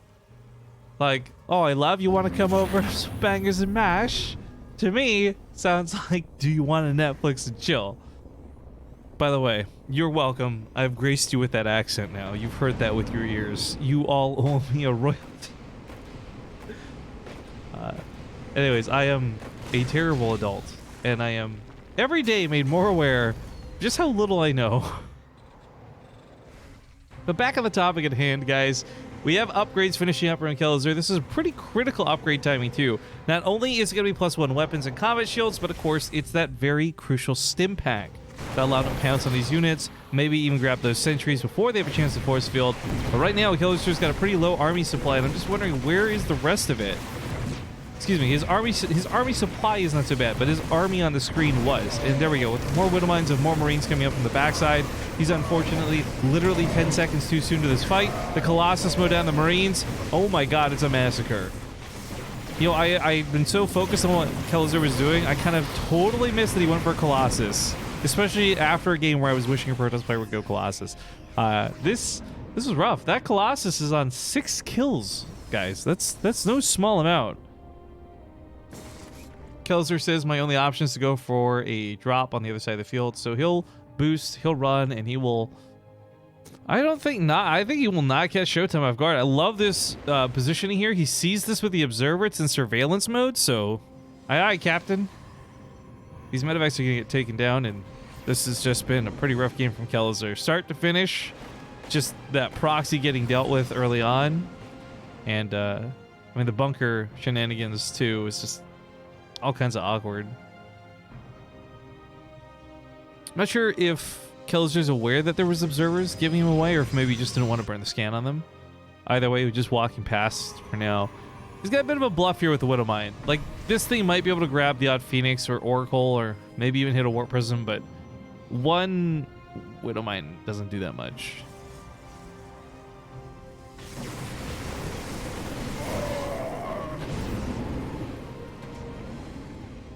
Oh, this is a double pickup. Now, Revelation is on these medevacs, so he knows exactly where they're coming from. You see that on the minimap. You can see exactly what that looks like from Showtime's point of view. Dane Fairbanks was just given a sub by Anonymous. Ooh, that is our first... Well, okay, I don't know if it's a new sub because it's Dane. What's up, Dane? I love you. But secondly, Anonymous. That's the first Anonymous sub gift I've seen. My friend Fastv was actually getting quite a few subs the other night. A couple Anonymous ones came up over there. So I've seen Anonymous subs before. But that's the first one on the channel. So thank you, dear Anonymous. There's literally no way for me to figure out who you were. So, gifted another sub out to Faith SC. I'll take it. Thank you kindly. Widowmine places itself down. He's really hoping to kill that cannon so the Widowmine wouldn't be revealed, but unfortunately the shield battery keeps it alive, and these Marauders have got to back away. There's also a little bit of chaos as he tries to do some old school Maru dragon drop on top of the Colossus, deals with said Colossus, but Disruptor, cannon, and now of course all these stalkers keep him from escaping. Kelazar not getting the trades out of this that he needs. Might be satisfied with the damage he did in terms of want, but it's not enough yet for what he needs. This attack on the right side too, again, it's like 2 Marauders. This is nothing. Colossus and the Stalkers push that off. Oh. Yo, Showtime would be really smart just to leave that thing there. Because likely Medivacs will not be thinking about picking him up to save him. So it's just kind of a waste of supply, funny enough. Alright, well, I've been focusing a lot on Kelazar, but Showtime's been doing some pretty important things. Timings, reactions. I really like that Disruptor shot, by the way. But I guess it should be noted, we've done so much balance test stuff over the last few weeks. You guys might have already forgotten that the Disruptor is kind of bad in its current version, and it's not good and OP like the Disruptor of old / to come. So these Disruptors are so-so. I think the Colossus plus them are just more than enough area of effect you can justify not having storms. And that's where this Dark Shrine gets really interesting to me. Because the Dark Shrine can just be used for Archons in a cheaper mineral to gas ratio than the High Templar version, which is very gas expensive. But we'll hold that thought for now. I'm really curious about him defending this 2-pronged attack. Of course, we have the attack up here to the top side. We have some Stalkers warped in trying to stop this. The Colossus do arrive. That pulls them out of position from over here. But guess what? Disruptors get their shots off. Kelazar. Ooh. 8-ball corner pocket. Guardian Shield goes up. Zealots are ready to chase. They're ready to fight. Top right's been revealed through that pylon coming down here. As Showtime... I don't know that I would make the argument he needs to expand, but obviously it's going to be better if he's given the opportunity to. Dove and Wolf just reset for 49 months, and then he's followed up not too far behind by Modiable. Thank you for this 2 months. Did you get that chicken on at 425 South? Ugh. Can't believe I just read that out. Namshar also just came back with the 17 months. Hope you're having a good morning, Namshar. Absolutely stellar Zerg player. He's been streaming a fair bit and he's been competing and stuff, guys. So if you want to watch some Namshar, definitely be sure to check out twitch.tv/Namshar. And then Les Jordet, thank you for the 42 months. Wow. Now, he's on a hard defense, so for Kelazar, things don't get better. The longer he's stuck on this base situation, the easier it is for Showtime to expand elsewhere and eventually just eclipse him in bases. So Kelazar can't even just like turtle up and hope for the best. He has to make this fight happen. He tries to force the fight with the Liberators. It kind of gets the job done. Disruptors shoot out a lot of their shots though, and I think if this is one of those situations where if Kelazar was counting, he would have pounced, right? This is like that pro in a movie. You know, it's a gunfight. You hear 6 bullets. You're like, okay, you're out. You got to reload. That's kind of what I think he had to wait for. But unfortunately, yeah, this game's been kind of all over the place. I like the action though. But Showtime just started losing so much a moment ago. It really, truly terrified me. But it's Tempests that are coming out. I don't know if the Liberators are such a problem that it necessitates Tempests, but at the same time, his Stalkers are not having much luck. So, hey, kudos. Better safe than sorry. Zealots on the right side, unfortunately, will not get a lot done. He's just going to pull back with those. But shutting down his Planetary Fortress, that's a dead base. And of course, they can keep the momentum rolling if they'd like. Possibly dip into the natural. Just go straight across to the third.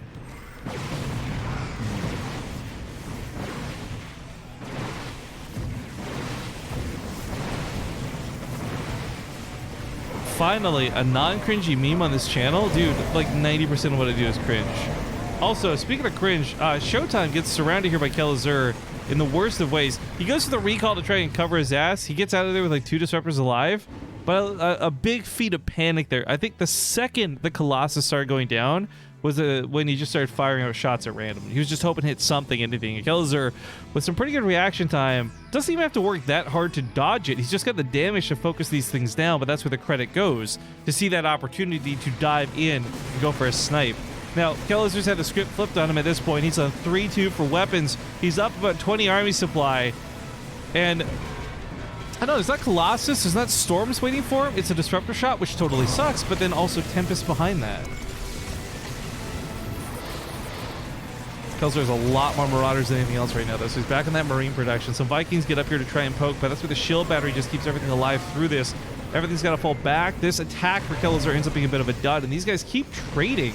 Kelzer's in a 41 SCVs behind this, and while mules are good, I don't know if they're that good. My concern is, as we take a peek at the graph, yeah, it is a Showtime-sided hill this entire battle through. This entire game through. Sticky Jones 1995, thank you for the Twitch Prime sub, by the way. Now the DTs I thought might be a little bit more chaotic than they were. They're unfortunately really not picking up much. Scan goes down to confirm this too. Kelzer's trying to collapse on this. A lot of this Protoss army is almost dead, but so is the Terran. Marauders in the red, Stalkers in the yellow. Both players are trying to trade out best they can. That Oracle is actually doing God's work sitting above the army while this goes on. But at the same time, so is that Liberator, so this has just kind of been all freaking over the place. Resources lost, eerily similar. Definitely a little bit better for Showtime. Oh no, I've got the hiccups. Please. Not now. Alright, Kelzer's gonna be the one to tap out. It was game 1 in a best of 3. Now, it should be noted that unlike a lot of the tournaments I run, which is preset maps into loser selection, ESL and Go for StarCraft, they run this more like WCS. So there's pre-picked maps, or excuse me, there's not pre-picked maps, but instead they do vetoes for map selection. Supposedly it's WCS style. I'm going to be honest with you guys, I'm not entirely sure what that means exactly. Thank you. Thank you, Beastie. 29 months, he says, 2v2 tournament when? Boy, you know I love 2v2s. You knows I love 2v2s. We'll try and make something happen. Probably won't be till the New Year's, though. I got a lot of commitments with Ting we got to finish up. Or technically get started. I don't want to get into it. Anyways, game 2 is going to be going down on Blue Shift. So we'll get that hosted up here and into the game in a moment. In the meantime, I got to put my desk from sitting into standing mode because I'm fading fast, guys. Down, it's making me too comfortable.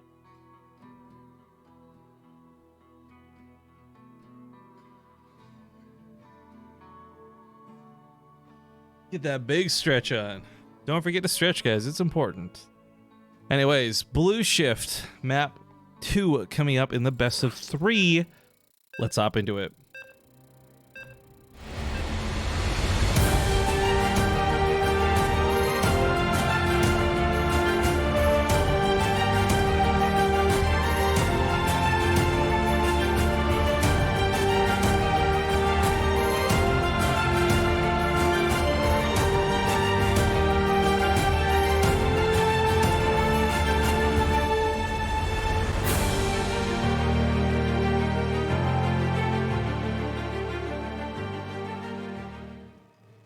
All right, continuing on as I fight off and stave off the hiccups. Guys, we are in game number 2. This is the round of 8 of the Go for StarCraft 2 Sunday Cup. Spawning in the upper right side of the map, we of course have the red Terran player Kelazor.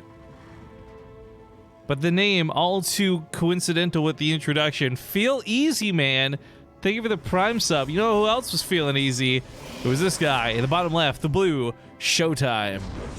Although I'm saying that mostly for a transition, we should be perfectly clear. That game was dangerous for Showtime. At some points, it looked like he was about to lose. Now he's gone for the probe scout again, I think. Very important that he does this. So you want to be able to see whether Kelzer keeps that barracks at home or if it's out in the middle of the field, and he does confirm that's at home. Brethorley, thank you for the 34-month resub. We got Lanfairgwin. Dude, look, I know how to say that name. I will never say that name. He says, BC Cutie Rifkin 2v2 team Pog. Well, that goes hand in hand with what we talked about with the Wardy show match, right? Like, Wardy and I were supposed to do, and still are technically, supposed to do an Archon mode show match, which I think would be a lot of fun. Each of us gets to pick one pro player to be with us, and the other part of the rules are things like you can't be doing nothing, you can't just let the pro play for you, stuff like that. So I hope we can make that happen, whether it's a 2v2 or Archon mode. I enjoy team games a lot. Your desk transforms? Yeah, it's got like, what do you call them?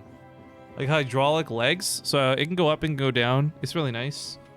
I originally got it for my back. I used to have really bad back problems. And actually, funny enough, now that I am more of an adult and I stretch and I know that I've learned how to do this properly, I have a lot less back problems now. And the standing desk for a while was a big contributor to getting over those back problems, but I don't know. I don't want to be that guy who preaches like, oh, standing desks are so great. They're healthier for you, you know. Like, no, sometimes I like standing. Sometimes I like sitting. It just really depends on the mood. And right now my mood is don't fall asleep. So we're in standing mode. As we talk about the game, we have a Reaper coming across the map and we'll meet the Adept in the middle of the field. But as this is blue shift, we got those weird high ground grasses that are making that fight in the middle a little bit awkward. This Adept should be able to kill the SCV. Kellizer, realizing this, immediately pulls him back from danger. Not sure about the value of that versus still trying to just build the command center out. Either way, the Cyclones are on deck, and Cyclones, while not amazing necessarily against air, which, by the way, there is not this game, they do have some pretty mediocre and, we'll say, satisfactory air shots. More about the range than their damage. Ooh. Reaper's not going to get out of there. Unfortunate for Kellizer. Bringing that home to deal with this Adept would be really good. Iverson! Please note, I did not pronounce an imaginary N in your name as I said that. Thank you for the 33 months. Ooh. Ooh, right back at you. It's kind of, you know what? We always talk about like technology changing, right? Like years and years and years ago, we wouldn't even imagine being able to send like a message immediately to somebody else, right? Like telephone's the only way, not smartphones and not internet, not blah, blah, blah. And the ways are changing, Iverson. I'm not saying the N anymore. You made it clear. It's not Ivanson. It's Iveson.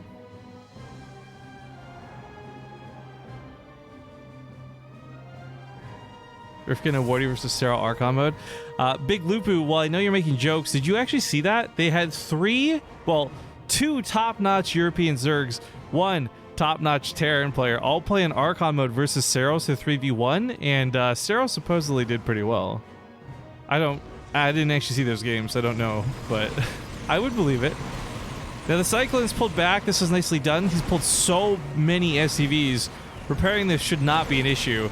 Although it gets to be an issue as they fall back to the shield battery, perhaps a little bit over anxious to get some kills. Kellizer loses one of his Cyclones and almost loses another there.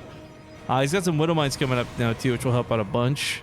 Just burrow these next to that pylon and go to it. But oh my gosh! Anonymous gift, thank you for the 25 bucks. We'll check that message in a second, sir, because right now we're watching Kellizer. He's in a pretty precarious spot. He's not continued to produce more Cyclones. I think he was really hoping that having 4 would just live as long as they could. And Widow Mines could carry him home from there. But nice blink jukes out of Showtime. His shield batteries are on the dry side right now. It's a little bit awkward. His blink's on cooldown here, so he eats the Widow Mine at face value.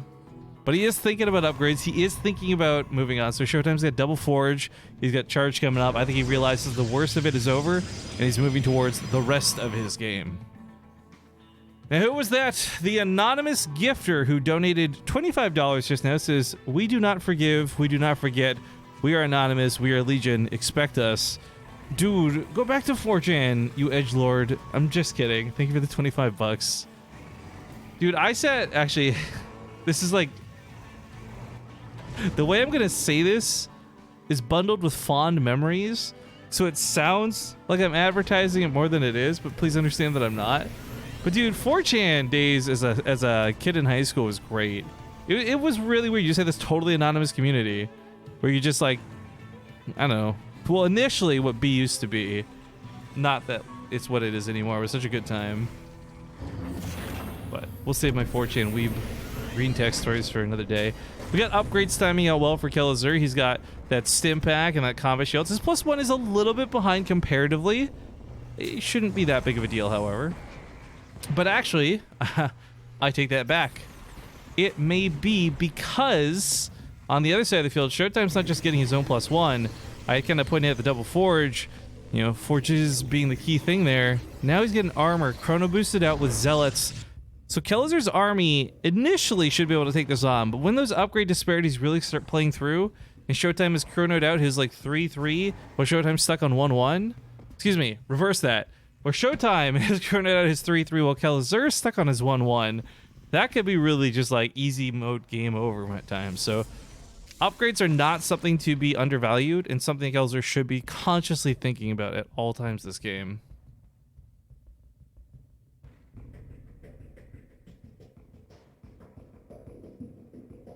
Both players are moving. One to attack and one to defend, obviously, but I'm a little concerned for Showtime. Not majorly so, but if he messes up one of these blinks, for example, it could cost him a very, very crucial stalker. Oh, we get some Joyce subs in the chat. Hello, German Chris. I like this. Why do you need money for Germany? Germany's not that poor. That's clever. I like that. We'll highlight that more in a moment. For now, we're going to watch this army try to take down the Nexus. Unfortunately, contesting a lot of Zealots, but you know what? He kites well through this. So Guardian Shield, +1 armor. The Zealots are taking their hits, but frankly, they're not getting that many connections. So this army out of Kelazur not just lives, but it's healing up. It's kiting very well. Concussive shells are awesome for this. While this went on, I guess we had a pretty big attack at the main base that is being cleaned up. 9 SCVs died. There has to be a little bit of payback. Kelazur's not done that just yet. I'm a little worried this could be a 2-0. Because at the pacing it's going, it's not looking good for our 2-base Terran, who is struggling to stop a 4th base. And oh, that friendly fire.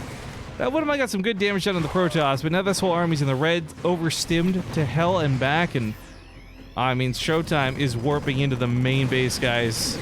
He does not care. Widowmine takes care of the Warp Prism, though, so that will be the last round of Warp Ins, thank God, for a little bit of time. Showtime, of course, starts up another Warp Prism immediately. It only costs 200 minerals after all. Feels bad, man. It is so weird going from, going from the live client to the balance test mod. Wasn't that weird? It wasn't that jarring. But going from the balance test mod back to live again, it just feels like units are missing out. But yeah, it is at the date of this cast, November 18th. And it is predicted November 20th is supposed to be patch day. Again, I have no way to confirm that. I don't have any inside information. But it would be cool because I think I've been having a lot of fun with the patch. And of course, we're all very looking forward to Home Story Cup playing out a big tournament on said patch. This is Kelazur's last hurrah, guys. What I really want to highlight last in that hurrah. He's got a good army to kite. And if he didn't have to deal with these Zealots, he could absolutely take on the Stalkers and the Immortal, but unfortunately that's not really how this is playing out. Kelazur, he's getting some okay shots now, some freebies, right? Army gets caught by concussive shells, they kind of got to slow down. Widowmine gets a great shot off on the Zealots, but even then, there's just so many of them, they keep charging forward. More Widowmine shots going off, but that army supply for Kelazur going down with Showtime. Tell you what, he's not just enjoying his 2-2 upgrades, he was enjoying the 3-3 that were on the way behind it too. GG's get called, and let's say Showtime will take the series with a very, very beautiful 2-0. He will advance on in the brackets to the semifinals of this week's Go4SC2 Cup. But we're not done yet, despite being tired, fatigued, and whatever. I'm trying to treat this like any other cast. We'll go as long as we can. I'm going to go to commercial break, though, because it has been long enough since we played our last sets of ads. So thank you guys for watching. Be back soon.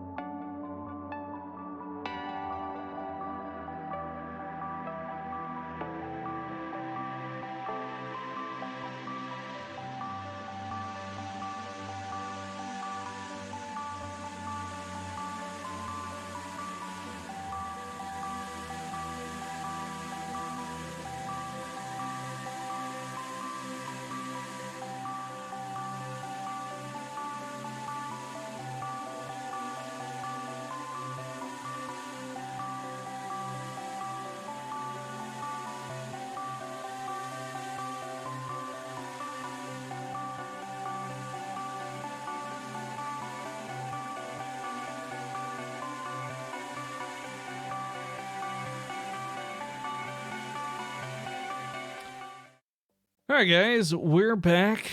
Thank you. I keep saying we. It's just me. It's the Rifkin solo stream, but that's okay.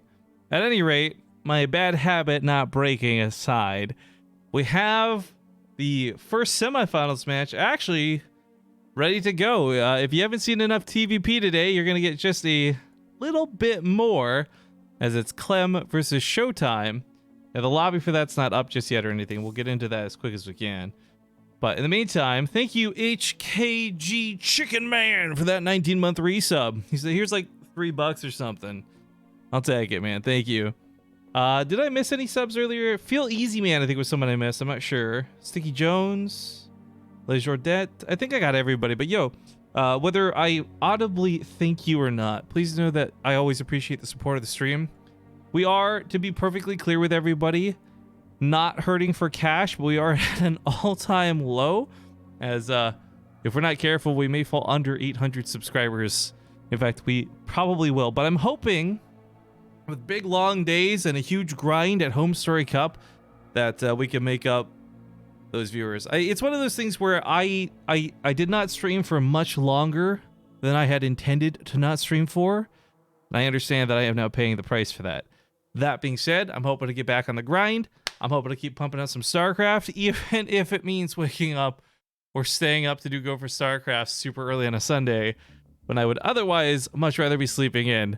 I'm looking to get back on that grind, guys. We also have, like I've said many times, the Ting Open Season 5 that we need to get back on track. It fell off a little bit because of, unfortunately, just player malaise with the patch coming up. I'm hoping Home Story Cup will really reinvigorate / inspire some people, and they'll be more anxious and ready to play than ever.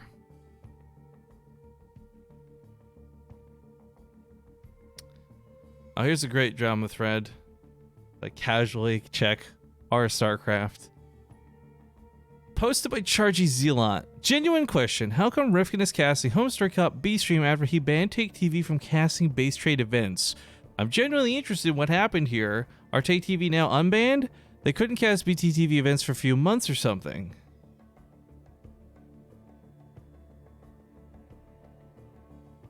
Let's clarify. But hang on. Let me, I'm not going to make a response on Reddit. If someone else wants to, like, respond or link this as a clip, they can. The StarCraft Reddit is a trashy place. We're going to be honest. I don't like going there. But I do like checking in for content, because I do enjoy content. So, here's the TLDR, guys. There was a altercation, we'll say, realistically. I'm just trying to find a polite word to say there was a fight between me and a caster from Take TV. I made it as clear as day, as much as I possibly could. Take TV was not banned from casting events. But this particular individual was for, like, a small period of time. Not indefinite, not forever. But he screwed me out of quite a bit of money for something he didn't have to do. So I was, I think, reasonably upset about it. Now, little to my knowledge, because I don't watch Take TV the same way they don't watch BaseTradeTV, we're both always working at the same time. I was unaware that it was basically a solo show. Like, kind of what I'm doing now is what this guy was doing with Take TV. So, I mean, we talked it out, me and Dennis. We're at BlizzCon, cleared up what was very clearly a misunderstanding, as not all information had been properly conveyed between the parties. So if there's anyone out there who's looking for drama, because this is like the third time I've seen it brought up, like, I don't know what to tell you. BaseTradeTV and Take TV are good. I've spoken directly with Dennis about this. It's not like he doesn't know that there was a small hiatus where I wasn't, like, working with this particular individual. So I don't know. Let people try and make drama, but just to put the record straight, there is none. We all Gucci. Anyways, as I said, though, prior to tabbing out and making that mistake of visiting that wretched place, we are in the wait time for the lobby of Showtime versus Clem, excuse me.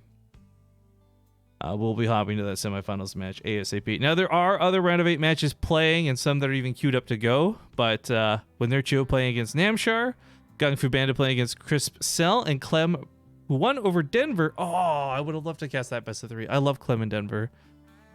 They have a very fun dynamic together. At any rate, a lot of the semifinals are starting to shape up. This is just the only one that's actually good to go. Does anyone have a link to the full-fledged balance patch for Tuesday? So here's why I would say be cautious with it reading anything for Tuesday until Tuesday comes out. Blizzard has had a notorious history. Oh, there's the invite. Thank you, guys.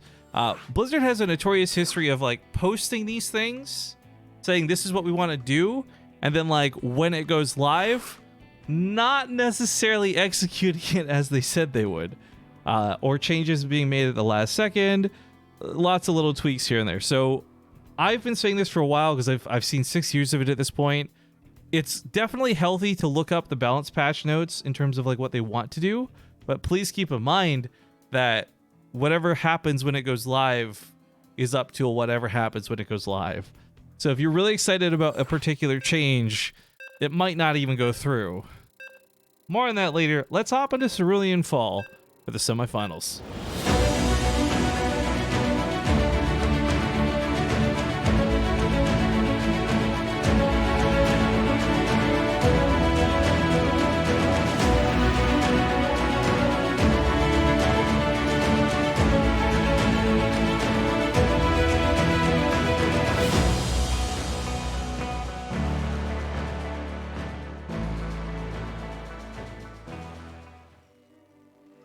All right, welcome back, guys. As we said, this is the semifinals. You're watching the Go4SC2 Sunday Cup.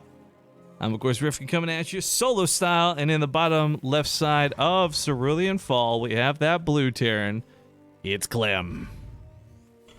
Spawning here in the top right, the red Protoss Showtime.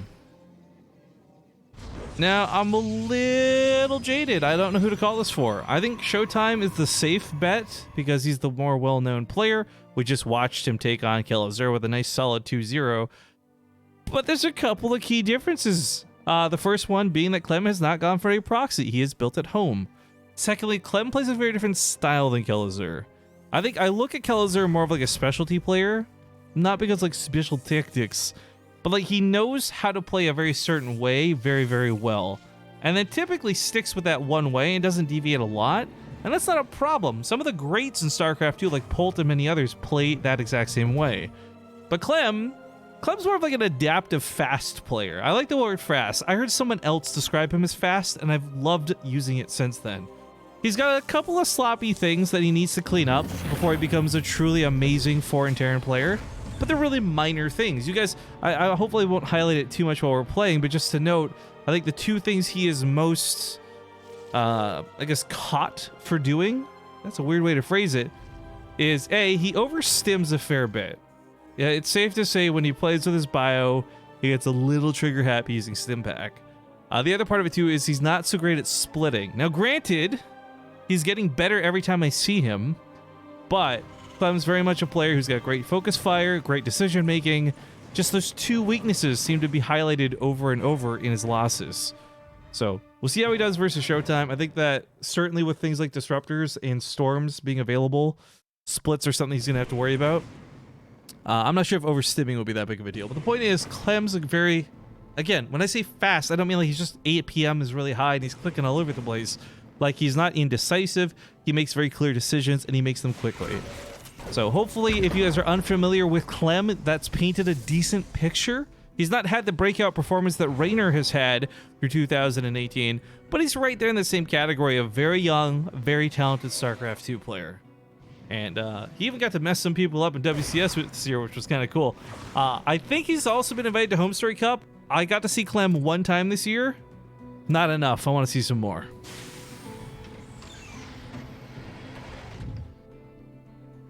At any rate, his Reaper will come back home and with a couple of Marines easily tackle this Adept if she's going to be a problem.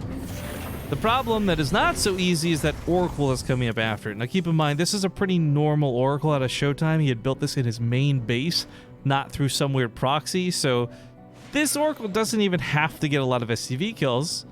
Obviously, it's nice if it does, but it's mostly going to be for scouting. casting revelations. Just a really nice utility unit, even though sometimes it can be a little bit bullshit. Andrew Pillowit asks, is this on the new patch? No, this is probably one of the last old patch tournaments you guys will see. Again, with everything slated to come out on Tuesday, and again, they might change it, they might get delayed, we don't know for sure, but with everything supposed to be coming out on Tuesday, we really shouldn't see a lot more old content. Oh, that one of mine was well placed, unfortunately, though. Ah! None of these SCVs are dying? They're all like one-shot range? Oh my god. Showtime actually just got one SCV kill out of all that. Now, keep in mind, many of these are low and easily going to be picked off for round 2. But what I really like about that was just good reaction time out of Clem. As you guys saw, he was very quick to pull the SCVs back one at a time. He didn't just pull them all off of mining and lose a huge bunch of income. No, he picked them off slowly. So yes, Showtime is still winning the income war, going up to 3 bases after all. But this could have been so much worse for Clem. I like that appropriate reaction, which is such a vanilla thing to compliment. Like, I like that he played normally. At any rate, I do. And now the Hellion Reaper will not be doing much. I don't know if they saw the Adepts or not. Clem comes out to meet him head on one way or the other, whether it's accidental or on purpose. Feels a little bit more accidental with the way this played out. The Marines do target down the Oracles. They get 1, they get 2. The Adepts transfer through, and I don't know about that actually, because by doing this, they left the Oracles alone to fight against the Marines instead of having that backup cover fire. So they'll get in here and kill some SCVs, but was this worth it? It's a really big question that I don't know the answer to. Either way, we got Widow Mines being dropped while this goes on. Widow Mine in the main doesn't get the kill. Okay, whew. I just saw the probes lining up Congo line, ready to die, but looks like he had sent one in early to pre-detonate it, so well done, Showtime. Congratulations on not making a huge novice mistake. And Clem, well, he's not in the greatest spot. He is up 10 army supply. Something he can certainly apply some pressure with. And if he can get one solid win of a fight, he could take that momentum to a victory. That's a pretty big if, though. That Liberator's not set up in a great spot. He does have to reposition it. He realizes this, too. The tank gets focused down, though, before the Liberator gets to set up. That's one dead Liberator, that's one dead tank, and that's one dead army out of Clem. But he trades out for so much. And, of course, we can see the numbers of the army graph. The players can't. So it's a big question whether this is worth it for him or not. But he's on 2 bases. He's kind of all in. He knows it. We know it. I mean, oof. That medevac going down sucks. The Vikings have some bonus damage versus mechanical, but it's not going to hurt the Adepts, unfortunately. So while Clem has had a pretty decent game so far, he's not in the greatest spot right now. That being said, he did start up a 3rd CC. It is nearly completed. Making a 3rd orbital will do wonders for him this part of the game, especially with his income having been all over the place.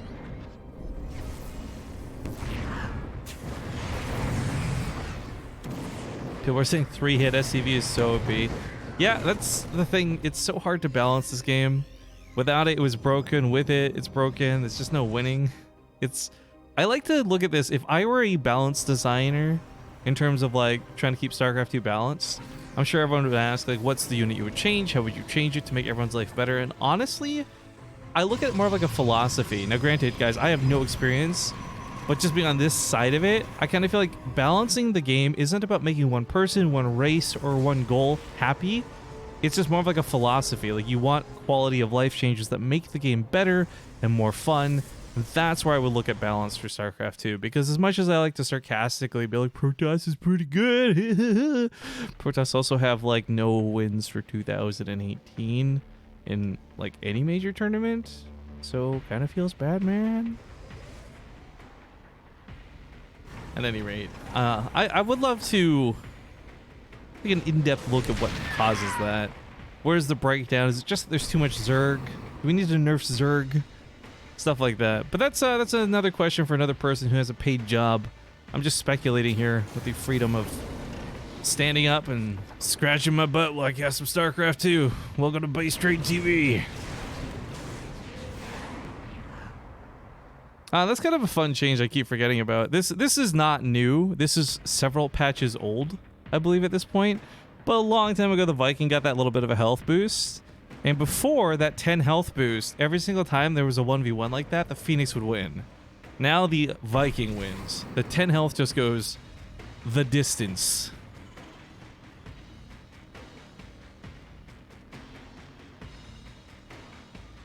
And it's just, well, we got a quick lull in the action. Reminder that there's a lot of people covering Go for StarCraft today. Not everyone is in the match we're currently casting. But our good buddy Wardy sitting down on 300 viewers right now, and I'm actually not trying to shit on him. Guys, he's using a slightly lower delay than I am, so please, if you are going to go watch Wardy, don't bring spoilers back to the channel, but go give that man some love. Guy woke up to do some StarCraft 2 as well. Probably not expecting me to do it because I never do it, so we're kind of ruining his day, I would imagine. But fuck that guy. Am I right, guys? Anyways, Wardy is also covering these games. He wants some maybe less gibberish, although Wardy is also pretty gibberish. Alright, shots fired, done. Widow mines go off, the tanks go down. I'm not sure this really worked out well for Showtime. It looks good because the tanks died, but with so much bio surviving and so little to actually tank for this army, once the zealots go down, he's going to be able to easily focus fire down anything else. A little bit awkward.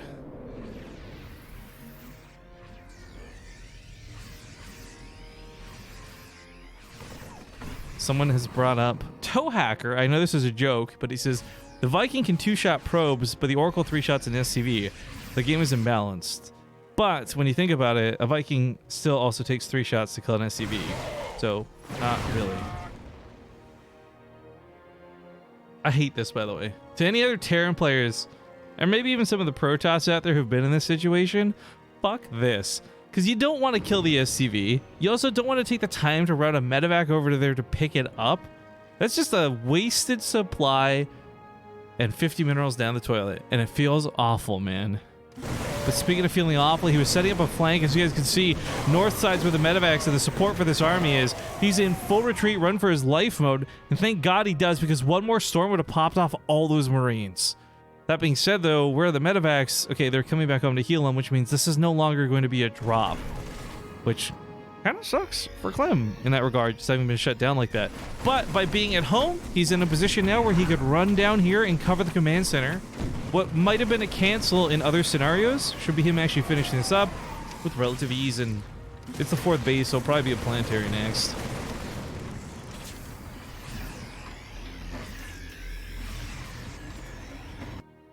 Big army march out of Showtime on the left side. He is moving towards disruptors. I also want to highlight the weapon upgrade difference right now, in a way. Showtime is coming with +2 armor. He's already got +2 weapons. He's about an 1/8 of the way done, +3.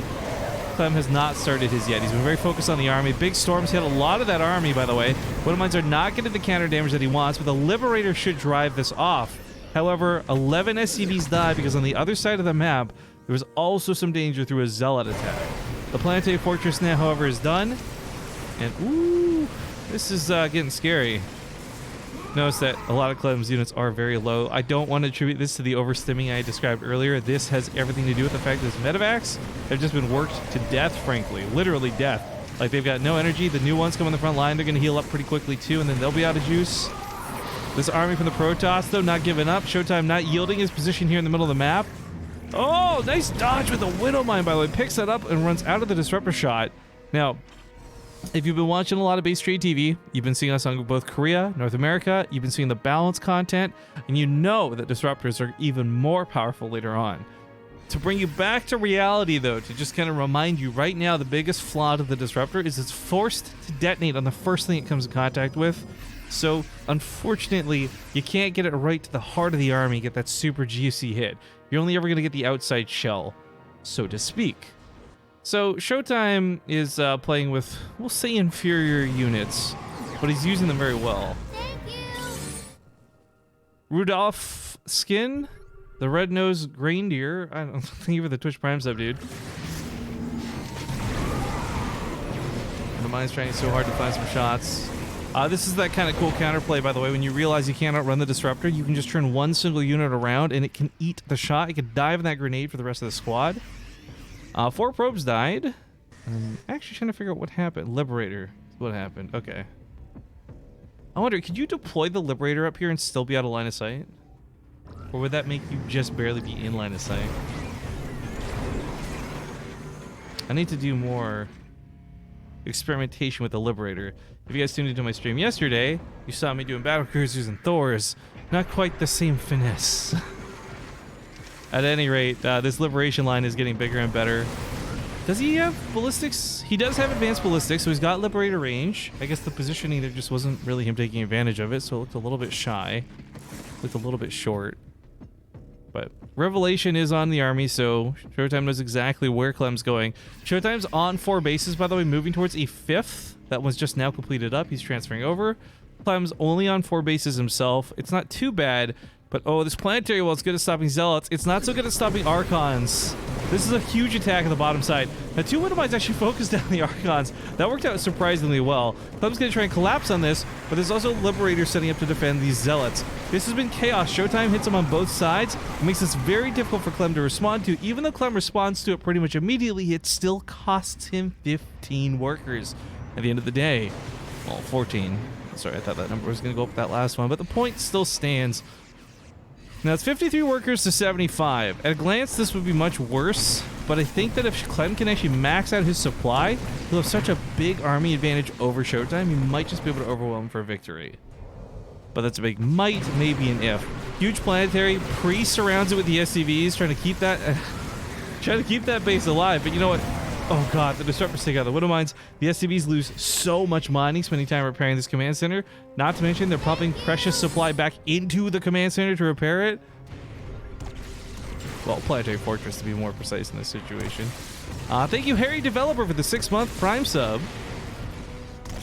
Showtime really putting the screws to Clem now with the Tempest. Unfortunately, this means now Showtime will be dictating when they fight. Gonna force Clem into making a mistake. Hoping to force Clem to push down the middle of the map when he shouldn't. Plus for Showtime, he doesn't really have to commit to much of this. He can always just walk away and fall back on that extra base. But the stock has focused down the Liberators. And when those Liberators get a lot of damage off, they actually all go down.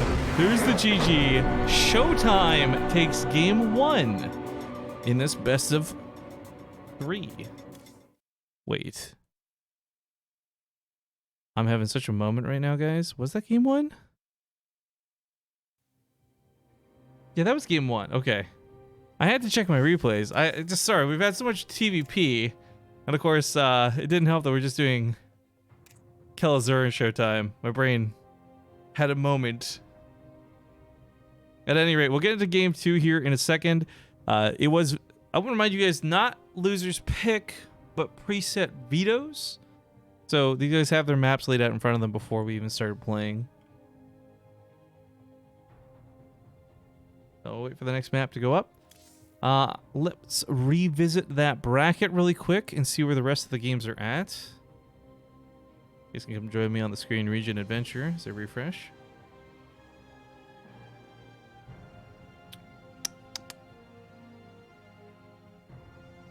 Okay, looks like we got, Clement, Showtime. Nurture advances over Namshar. Rest in peace, Namshar. Love you, dude.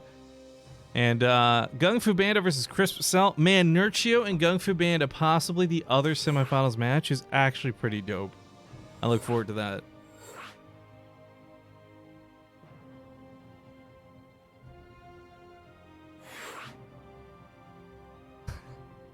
The admin made an offhanded remark and Clem is feigning offense.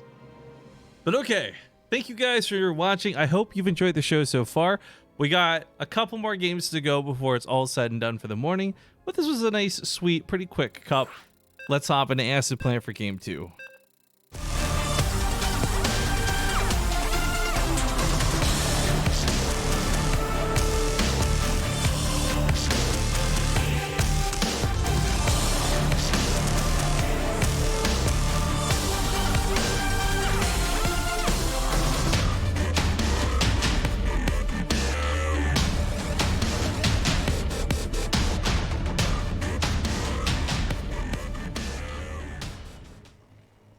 All right, the Go for StarCraft semifinals continue, spawning here in the top left side of the map.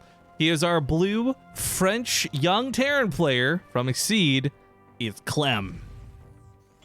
Unfortunately, however, he's down 1 game at a moment to possibly the best Protoss in all of Europe. In the bottom right, it's Showtime. He's up 1-0 currently. Now, I've actually got a little bit of a Showtime related story. Showtime is a very agreeable person to work with.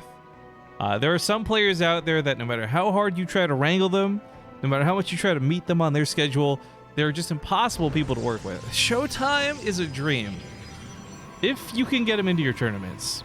Quite often, he's been practicing for bigger and better events, and he's been more focused on not wanting to show builds before things like WCS and just living his best life. So we don't get Showtime in a lot of BaseTradeTV events because BaseTradeTV events are a little bit more grindy, in all fairness. And I'm hoping to change that for 2019, but that's another story for another time.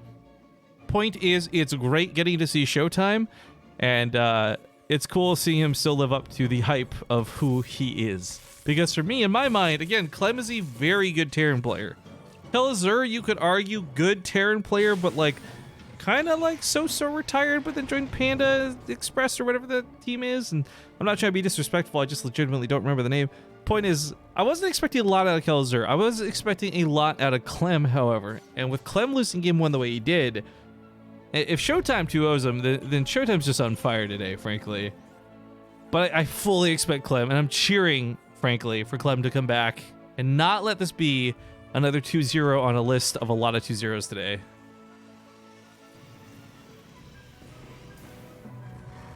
Some interesting discussion going on about balance in the chat. So here's my question for you guys, and this 100% is directed for the YouTube audience. I'm begging you guys, like, comment, subscribe, and leave your replies in the comments below. But for those who are on Twitch, but also those on YouTube, with the patch coming, if there was one change you could make to the game, only one, by the way, you can't like pick a couple.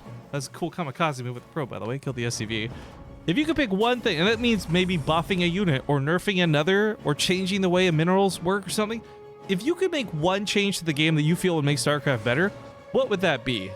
And I know people are gonna be like, remove Zerg from the game, but this is a kind of semi-serious question. I'm just curious, in your fantasy world, which unit gives you the most trouble, or which unit would you like to see buffed because you love using it? I'm genuinely curious, so let me know. I hate saying it, it's such a YouTuber thing, in those comments down below. But of course, that's being said for the VOD. For you guys who are watching live on Twitch, I would love to see your answers too. We'll cover some of those in the next game, or in between games, depending on the score of this one. Clem's having a little bit of trouble finishing up his command center. Kind of unfortunate, but that should be resolved here soon.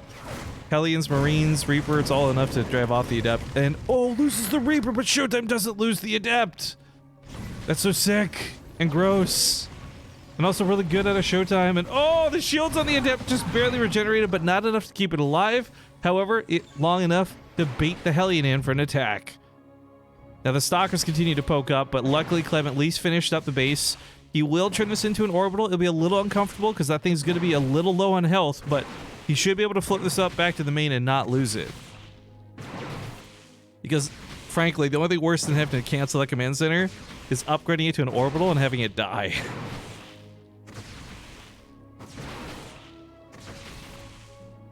I really hate that this at-home dad gamer clip gets linked all the time.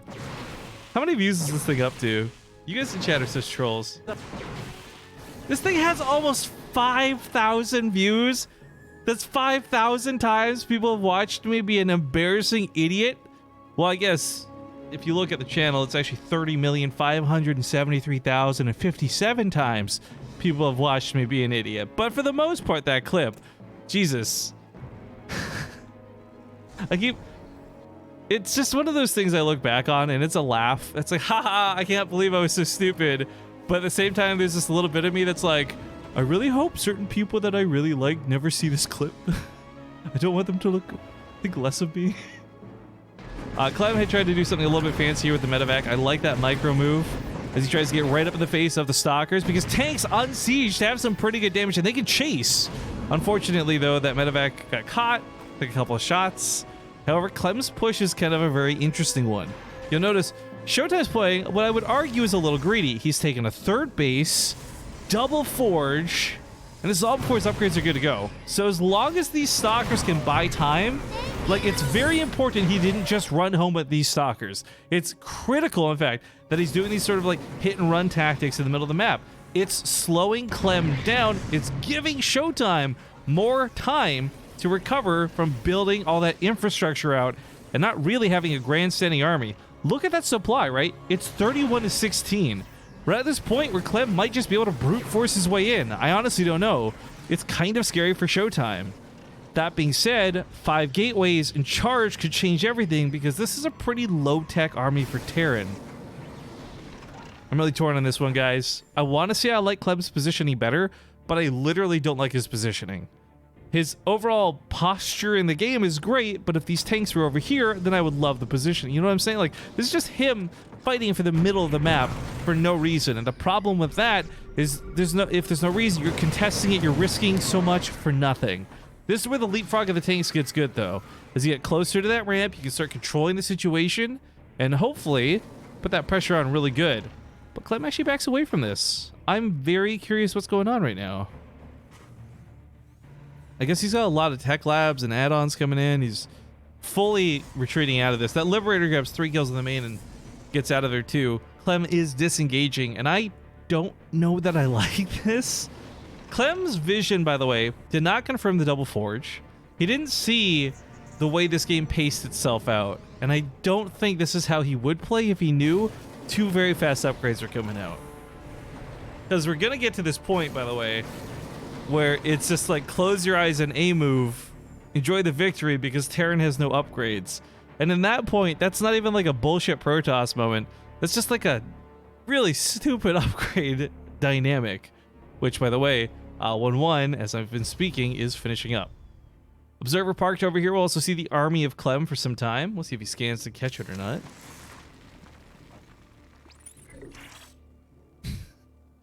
Diesel says, I clipped that moment while watching a VOD. It was almost lost in time. I would have been okay with that. I remember when we did BTSL Season 1, right? Everyone came to Vancouver. Zombie, Maynard, Wardy, my roommate, we all went out to get some drinks, and Zombie insisted on showing everybody that clip. That was good times. Felt super fucking embarrassed. Ripped my face off, you know? Oh, that was a nice shot out of the tanks. Now, unfortunately, it's mostly shield damage. It's kind of cosmetic in that regard, but if you can follow this up and give chase before Showtime can retreat, nah, Showtime gets out of there. Because there's this really interesting dynamic where it's like, what, 10 seconds Protoss has to wait to be out of combat, then their shields start regenerating slowly. So if you keep the pressure on, they never get those shields back, but yeah, he's got most of his shields back at this point. I feel like this is slow game speed. Am I crazy pants, guys? Like, those Widowmines burrowed so slow. Got a War Prism heading towards the main base. I don't think there's a single unit to help cover this. 1 missile turret obviously doesn't do it, but a second one's really necessary. He's gonna try and get the Widowmine down in range of the Warp Prism. He'll target fire down the Warp Prism with the Widowmine. Not before the Zealots get out, though. Wow, missile turret and a Widowmine still wasn't good enough. That's incredible. Okay, well, 7 SCVs die. A couple more will go down for sure before it's over. Recall to get the Stalkers out of there's not too bad of a choice out of Showtime, especially with that Warp Prism going down. But this, again, it did more than just actual damage, right? Yes, it cost Showtime a couple units he lost, but for the most part, I think what he lost were just mineral-based units. Yeah, Zealots and a Warp Prism. It brought Clem home, which was not a time-buying exercise in terms of like, oh my god, I'm going to die if I don't do this, but it excels the lead. That's Clem, by the way, who had been so focused on these fights that he never got 2-2 started. Showtime's about done 2-2 at the start of this fight. Now, Clem might choose to base trade this. That is a really terrifying army to look at. Throw a couple Widowmines down, Liberators at the top of the ramp, maybe hope that you can outlast your opponent. Because he's going to know Showtime has no recall. Showtime just uses recall. This is not like the beta version where you've got like a short cooldown. It's a long cooldown on recall. Oh, Widowmines are blocking the ramp. He can't actually lift it, so a little awkward there as the Zealots charge in. Trying to hold the top of that ramp. He is A-moving, but he's also splitting.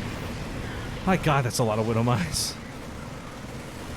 Alright, we're in full base trade territory, guys, so I think you know what that means. I want to see some Ace 1s and some Ace 2s there in the Twitch chat. Get those base trades rolling, but Clem is probably also dying. Do we have a die 1, die 2? Like, dying? This is bad. Showtime actually got some probes out alive, so we can build a nexus on the other side of the field. That being said, Clem is going to take away all of the production of Showtime. Now, Showtime's up in upgrades. He doesn't really need production. He's got more army supply. But it's still probably the best move Clem could make in this scenario. Also got some subs coming in. Double sub action. We got Flexing My Muscles 24/7 420. Thank you for blazing it 3 months in a row. And Cat Autism. What a weird name. Thank you for the Twitch Prime sub. Clem is floating his buildings, by the way, but they're all on fire. So that's it for Clem, guys. Love this kid, but that's all she wrote. Showtime's going to go through to the finals.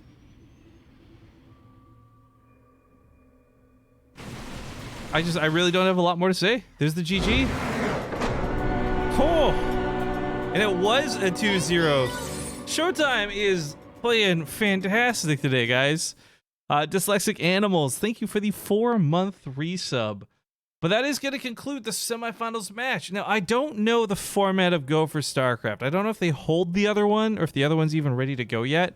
Keep in mind, it's Nurchio waiting for the top side of the bracket, where he's going to fight off against Gung Fu Bandit or Crisp Cell, and that looks like it hasn't started yet. So I'm going to take this time to shut up for a second. We'll play a commercial break, and by the time we're back, hopefully we'll be snuggling our way into Nurchio's lobby with the players. So thank you guys again for watching this morning. Thank you for the couple of bucks if you guys are willing. I mean, always thank you, but be back soon.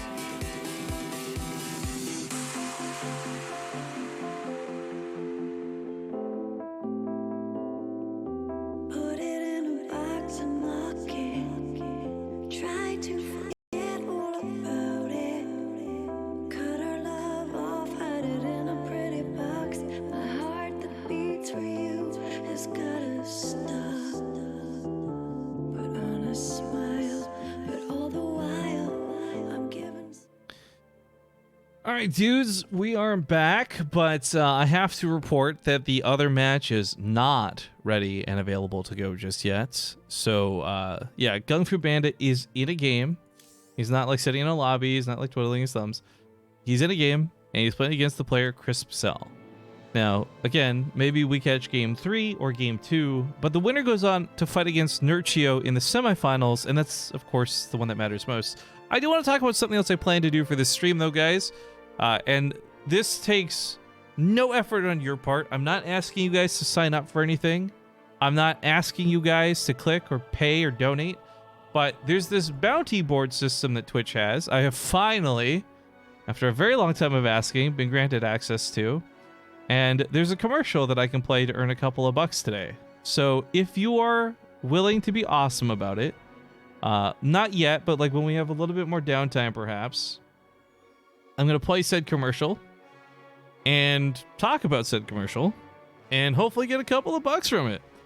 So just a heads up on that. It's literally a 30-second video. It's not much.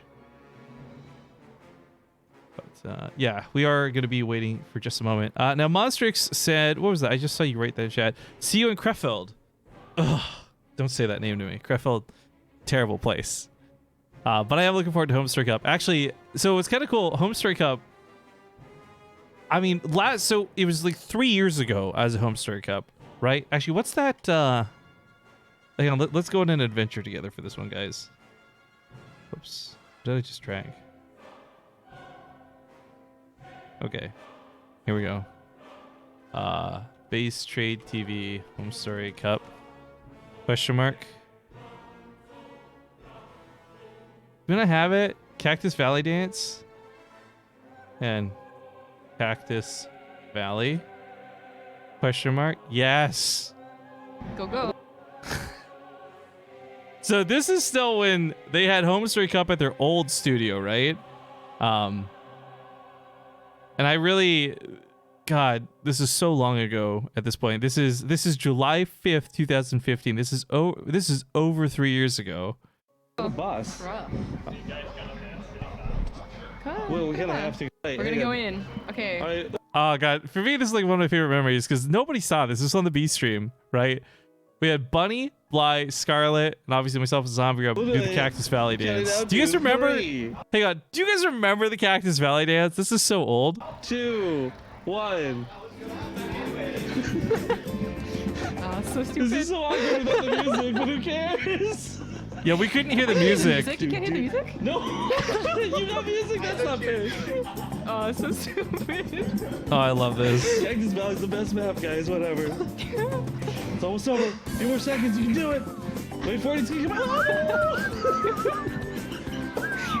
Bunny and Bly, thank you guys so much. I have just such fond memories of Homestory Cup. But again, that was at their old studio, and I remember Dennis had taken me, we were just gonna walk around town, and he had shown me like, hey, so we bought out this building. We're gonna like hollow it out and build our own studio there. And I've seen the studio, right? I've seen their Homestory Cups since then. I've seen Seat Stories Cups. I've seen the Overwatch stuff they're running. I've seen this studio, and from the outside looking in, it looks so fucking cool.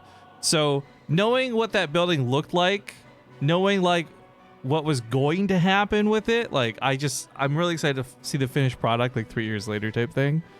And to be able to cast and do other stuff, it's gonna be a lot of fun. So I am super stoked for Homestory Cup.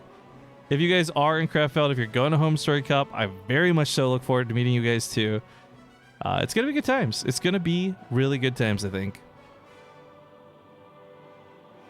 Hi, Fran. Not VIP feels bad, man. Dares, if you are VIP, you lose mod.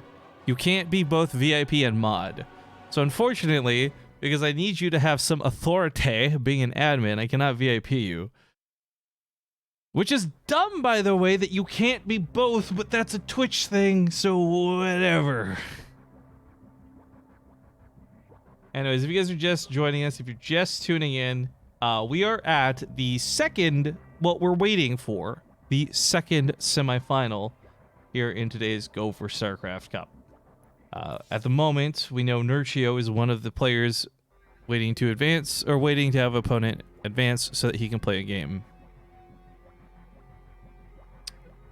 Terminator says that tourney was when I saw BaseTradeTV for the first time.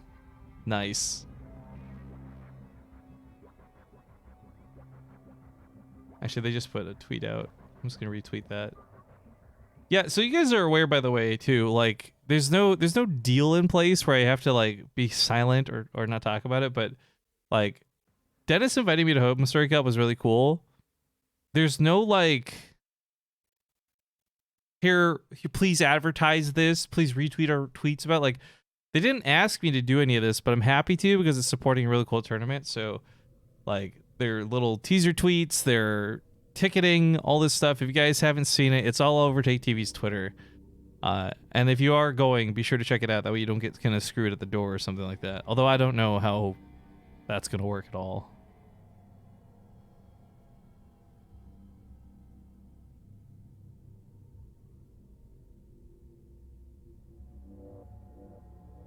But I'm watching Nurchio. Apparently, Gung Fu Panda is in game 3, but they just got out of a game. So we should have our match starting soon, and I can quit playing Limbo Town of Waitsville, USA. Oh wait, are they going to game 3? Wait, they...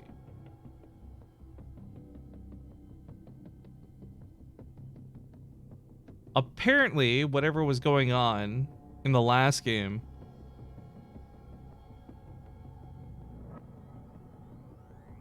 it was a cannon rush. Okay, so game 3's over. We don't know who won. But apparently it was a cannon rush into an immortal tug of war, says the admin.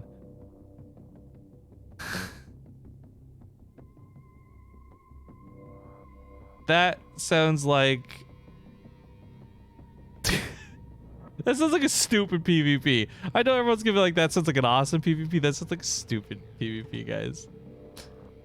Actually, I wonder if Loco cast that one. Hang on.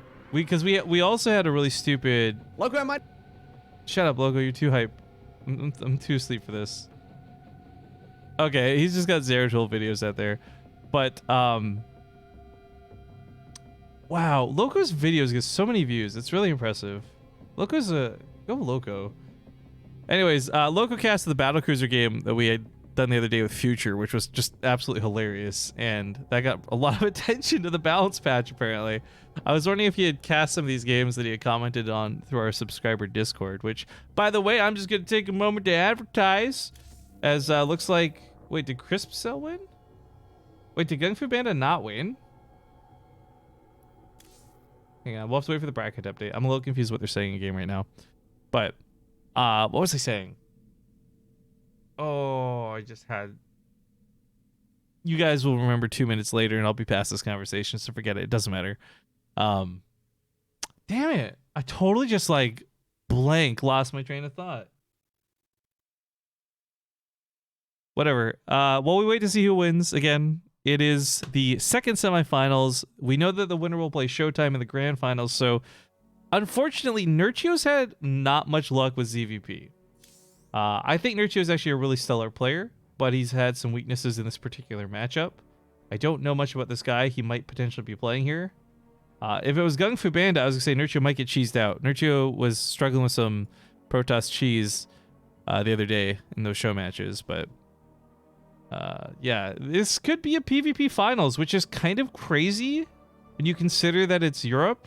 Europe is usually pretty Zerg dominated.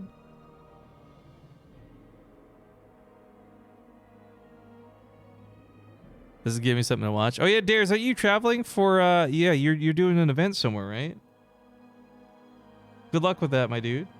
Yeah, if you guys don't know, I'm actually, this is like one of those like we can all be proud of Dares type moments, because Dares has been working his ass off as a mod for BaseTradeTV, or an admin, excuse me, not a mod. And he's been applying to bigger, better things while he's been working here, right? And I'm like, you know what? I can pay you a little bit, and you can get some experience out of it. And I don't know how much that helped versus didn't help, but it did, whatever reason, he's finally getting some paid gigs, which is cool. So Dares is out this week because he's flying around the world being a hotshot admin guy. I say around the world, I mean around. Same difference. But good on you, Dares, and I hope the event goes really well and smooth, and you don't have a bunch of headache bullshit to deal with, because let's be honest, it feels like that just happens at these events. At any rate, while we still don't know who's won just yet, the brackets will probably be updated by the time you guys are hearing me talk about this on stream, because there's that delay. So once you guys basically hear me, just type exclamation mark brackets in the chat. You can take a look at yourselves. But I do believe it's Crisp Seal versus Nurchio, just based off of the language Gung Fu Panda had in the chat. Sudden Crap, thank you for the 500 bits out of nowhere, my dude. So while they're doing vetoes, because it is a WCS style system, they do vetoes. It's not pre-picked into losers pick or anything like that. Just a reminder, this is a best of 3. I believe the finals is the best of 5, although in the past Go4SC2 has done best of 3s, so we'll find out what that is when we get there. SC2 Brent says, I loved Loco until 1 week ago when he said Diablo Immortal isn't that bad and people were overreacted, and he died to me. Ooh, dude, if that's all it takes to like lose faith in a content creator, I'm scared, Bren. You're gonna lose faith in me pretty quick. I say worse stuff than that on a regular basis. I don't know much about Immortal, to be honest. I'm not a diehard Diablo fan. I'm not from that fan base, but I will say this: whether the game is good or bad, Blizzard did a pretty poor job with its unveiling. Solidus Dub says, remember when EU was dominated by Protoss? Pepperidge Farm remembers. That was such a long time ago, though, dude. It's just been like Zerg after Zerg after Zerg after Zerg ever since. Actually, you know what? I remember, too. It was like pretty much precisely Legacy of the Void Beta when that started happening. Because I remember just being so sick of casting ZVZs for like the Lycan League. Do you guys remember the Lycan League? Oh my god, we're going down like memory road today. Anyways, looks like the first map is Fracture. Sorry for the delay, guys. I'm updating live in chat. Fracture, game 1 coming up. Nurchio versus Crisp Seal. All the casters are in this one. So quick peek at Crisp Seal. He is a Protoss player with 6,050 MMR. Now, context here is Nurchio is a good, like, 700 MMR higher than this fella, but we'll root for him nonetheless. Underdog story and all that goodness. Ooh.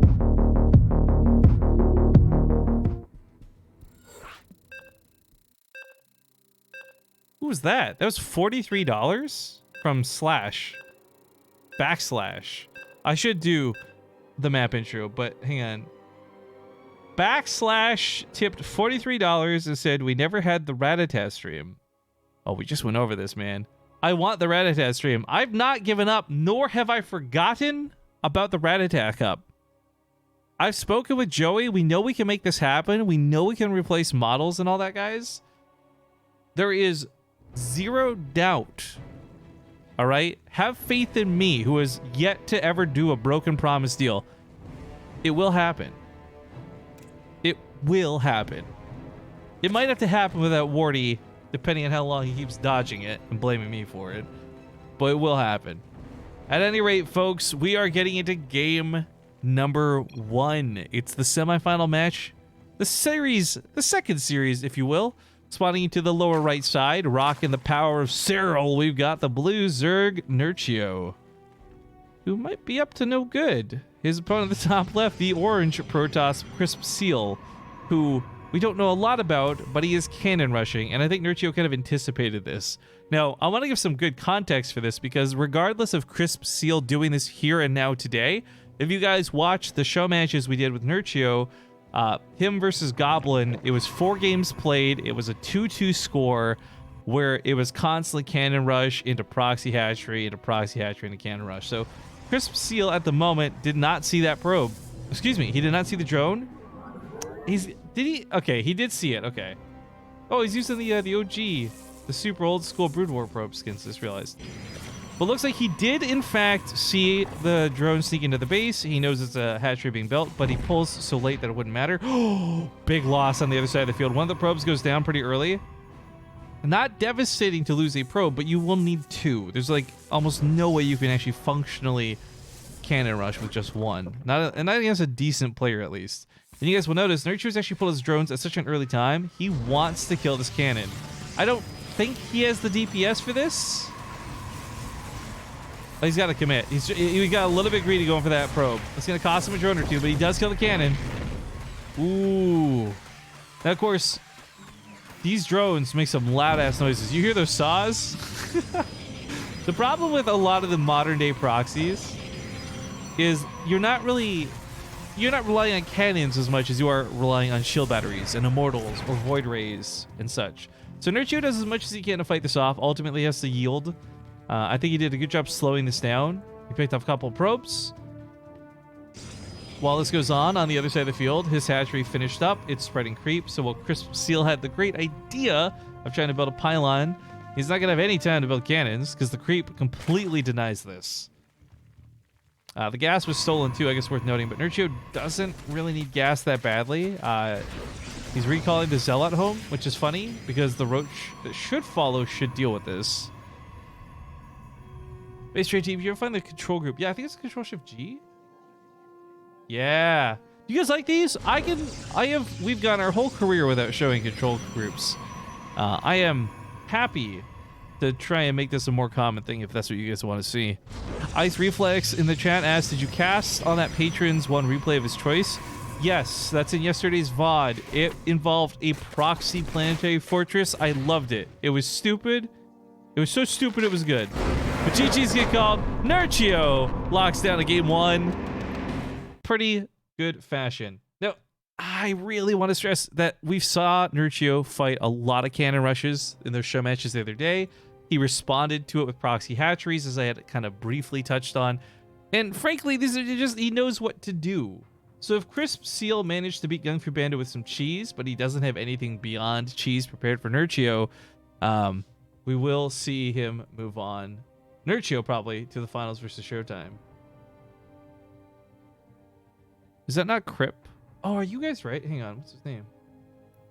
I'm so sorry. I've been saying his name wrong. You're right, it's Crip Seal. I just thought that was Crisp for some reason. I don't know why. Like, the name's right in front of me, too.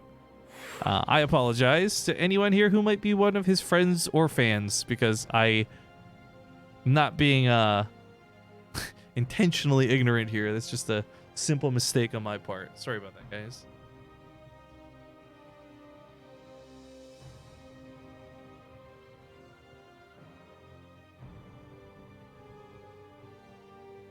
At any rate, Blue Shift. I have an intro for this one. See you guys in game.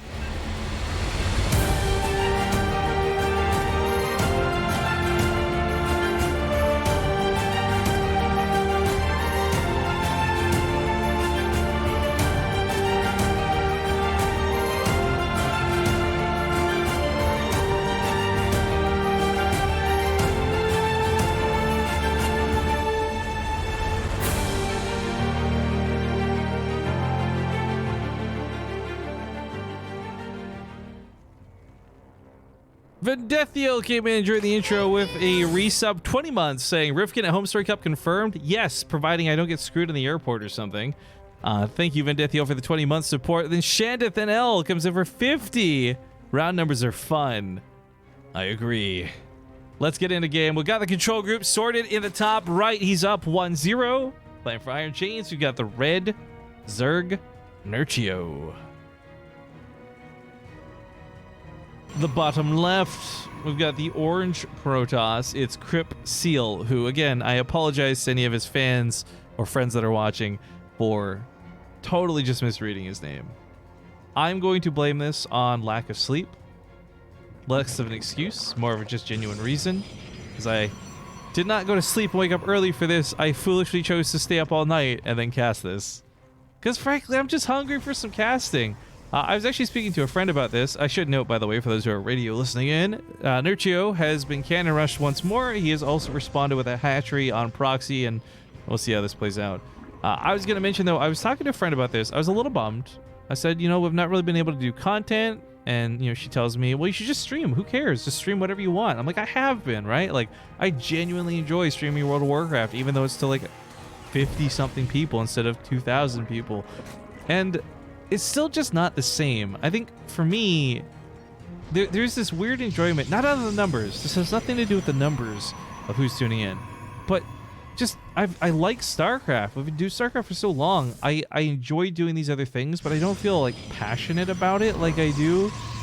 Like right now, casting the game, just shooting the shit. We're not even like being professional WCS casters. I enjoy this so much that time has just flown by. Like, I think nothing of it. We're just having a good time. And I love it, because it's fun. It's just not the same streaming other stuff. I don't know what it is. So, I don't really have a point with this. It's just rambling because I'm tired, but thank you guys for joining me. Now, cannons were placed down. Cripsteel actually gets these in time to get some damage on the hatchery. However, a clever move was made with the probe while this went on. I don't know if you guys caught that. Hold position to lock in the larva to ensure that Nerchio, if he does build any units, cannot actually escape the cannons. The time it would take to kill the probe would be too great. This was actually such a clever move. So I was worried about Cripsteel just being a one-trick pony without a lot of other sustenance, but this was actually really well handled. I've never seen anyone quite do that to corral the larva in, but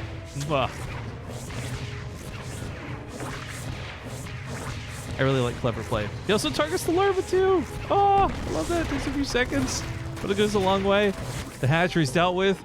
Nerchio, however, on the other side of the field, has managed to buy enough time with that hatchery to get the Roach Warren out, to get the Ravagers down. A Spine Crawler or two will be useful, but I think what's really key is our Protoss player chose to invest heavily on the high ground this time.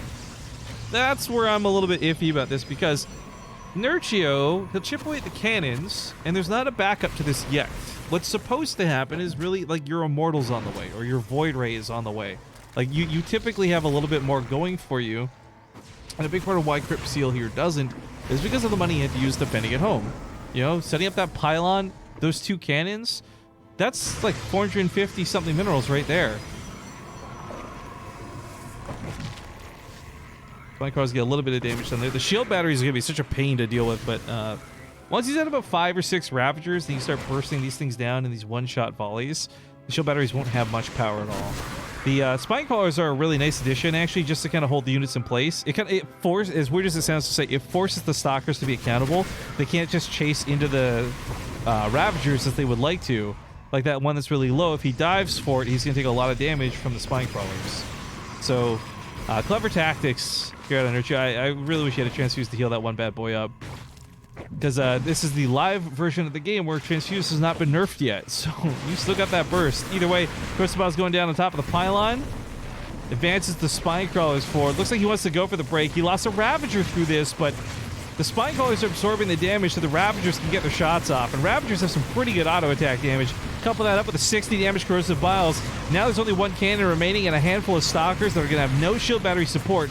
Nerchio, I think, has thwarted the attack. GG's get called, and a very fast 2-0 in these semifinals will propel Nerchio on to the grand finals, where he is, in fact, going to face off against Showtime.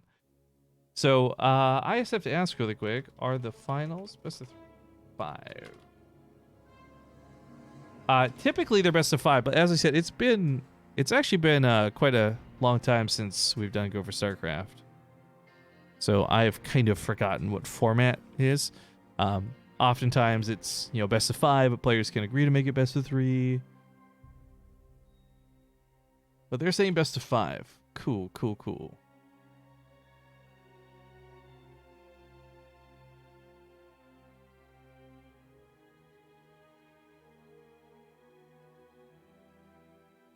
All right, well, yeah, Nerchio and Showtime is... I think I lean towards... I'm going to say Showtime. I think like 70-30% is my odds here, Showtime over Nerchio. And I believe Nerchio can take a game, but I also believe Nerchio can get super tilted quickly. So I'm going to say... I want to say 3-1, but I'm also going to say probably 3-0. Either way, they're doing vetoes. Let's run some commercials. Guys, I'll see you in 2 minutes. Thanks for watching.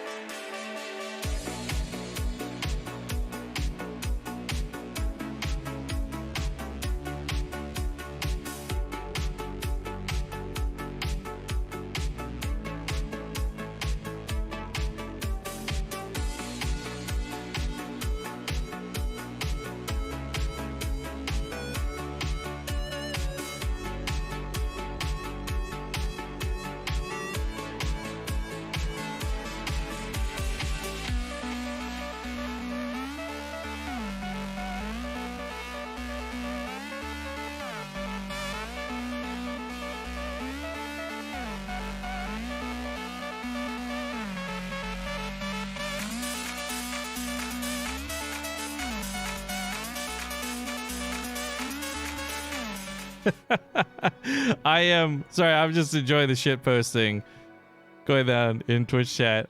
So guys, we've got the grand finals coming up.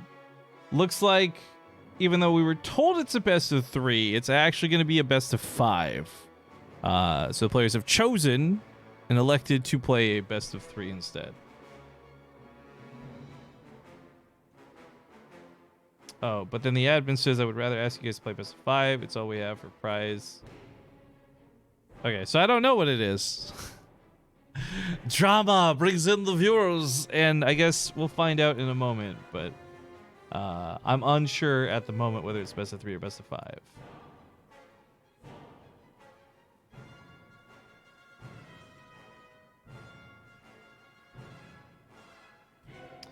Oh, okay. Well, don't you just confirm something for me? He says, playing all day for no prize is no fun. Since you guys got the second place prize, it's sad. So I guess Go for StarCraft is just €100 winner take all. Didn't know that. All right, cool beans. So Nurchio's opting to say best of 3. I think Showtime is indifferent and the admin's trying to push for best of 5. So I don't know, guys. One of the nice times where I'm not in charge of this shit, so we just get to chill and watch. Figure out what's going on in a moment.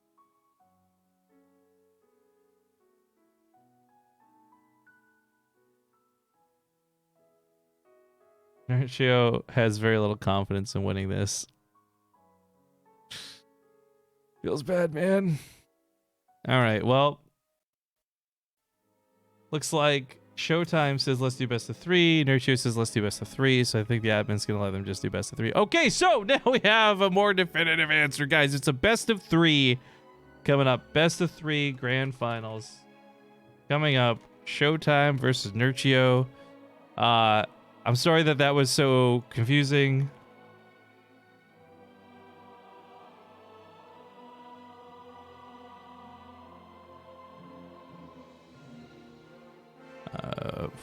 Go for StarCraft 2, but I'm actually gonna, I guess I'm gonna do that ad thing now while we wait. Now this is my first time ever doing a bounty. I got no clue if this will work properly. Let me go read the details of it. So I'm gonna ask you guys to watch a 30-second video with me. I'm gonna watch this with you too for the first time. I've not seen this. I don't know what it looks like, but it says I've got to add hashtag sponsored to the title of my stream. Let me do that really quick. Start tracking bounty. Okay, it's changing the title of the stream to hashtag sponsored. Stream the Prime Video Homecoming trailer. Okay, so they're doing vetoes, which is why we're doing this now. And yeah, let's check out this video together, guys. I legit. Hang on, whoops. Where's the Dropbox thing? I gotta fix my screen region for it. An Amazon Prime original. Okay, let's check this out. Oh wait, let me mute StarCraft. All right. Homecoming is a safe space for you to reflect on your service and think about what comes next. I can't wait to hear your stories and talk to you about where you see yourself in the years to come. Does anyone have any questions I can answer?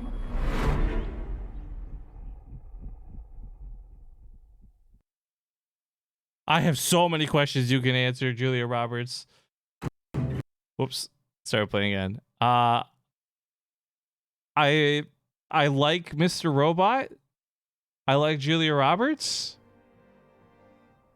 If I'm being genuine, the 30 seconds feels too short. Like I want to see more to decide whether I would watch that or not. But at the same time, I have Twitch Prime, Amazon Prime anyways, so it's not like I gotta pay to watch it. I'll probably just end up watching this at some point anyways. But it looks cool, I guess. I don't know. It's every time I see one of those types of ads for let me get in the lobby for the game, excuse me. Every time I see one of those types of ads for a video, it does make me very, truly, genuinely curious whether it's one of those ones that will like live up to like, oh, you've got these actors and you got like the critical acclaim of like this other great show that you've done. I don't know. I'm curious. We'll see, I guess, how that looks. What do you guys think for that 30-second clip? Anyone already excited for it? You're like, oh man, Rivka just played this video I've been looking forward to. At any rate, we are in the grand finals for this week's Go for StarCraft 2. Technically, this stream was hashtag sponsored by the Stream the Prime Video Homecoming trailer, but of course, they don't sponsor the tournament. Go for StarCraft 2 is its own awesome standalone entity, and we are getting into game number 1. Spawning at the top left side, not feeling so confident about this best of 3. We have the blue Zerg Nerchio. With his opponent at the bottom right, the red Protoss Showtime. So, to explain really quick, guys, someone in the chat's asking, how often is Go for StarCraft 2? Go for StarCraft 2 is, I think they have Thursday Cups, which have no prize money, but points, and then they have these Sunday Cups that have 100 euro in prize money.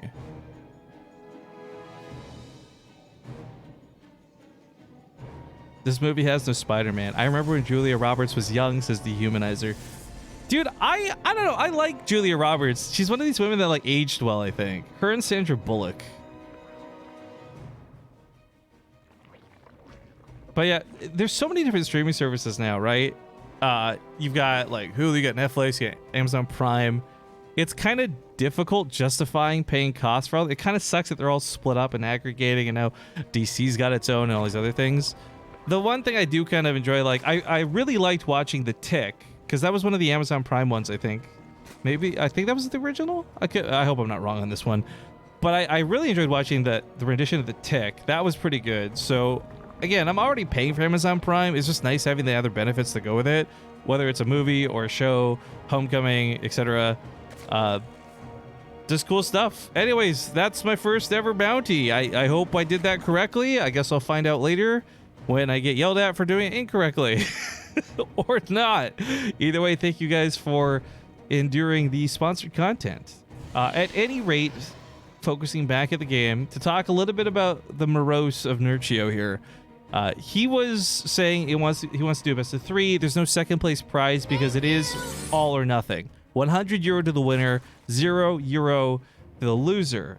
Nerchio, whether he's expecting a Cannon Rush or otherwise, he just doesn't have a lot of confidence maybe in ZVP, but more notably against Showtime. So that's why ultimately these guys vetoed it down to best of 3. The admin did, I want to make it clear, want us to do a best of 5, but the players ultimately agreed to do best of 3 instead. And that's where we're at for it. Now, as far as whether this ends up being, I said I thought it'd be like a 3-1 maybe, probably a 3-0. I gotta say, with Nerchio's lack of confidence and Showtime being who he is, I'm predicting a 2-0 in Showtime's favor, but I guess we'll find out whether that's actually how that plays out or not. Either way, Cranky Hero 72 joined us in chat to say, ooh, I'm here just in time for the finals. Nice. Yes, you are just in time for the finals. Ting Jeff says, sorry man, I blacked out after Julia Roberts. Look, that's okay. Julia Roberts is pretty awesome. It's just like, actually, you know what? Because this isn't sponsored content, right, anymore, but I really liked, I know a lot of people hated it. I really like, was it Ocean's 13, where they have Julia Roberts playing the wife who looks like Julia Roberts, she pretends to be Julia Roberts, and then like, oh, who is that? I'm having such a brain fart right now.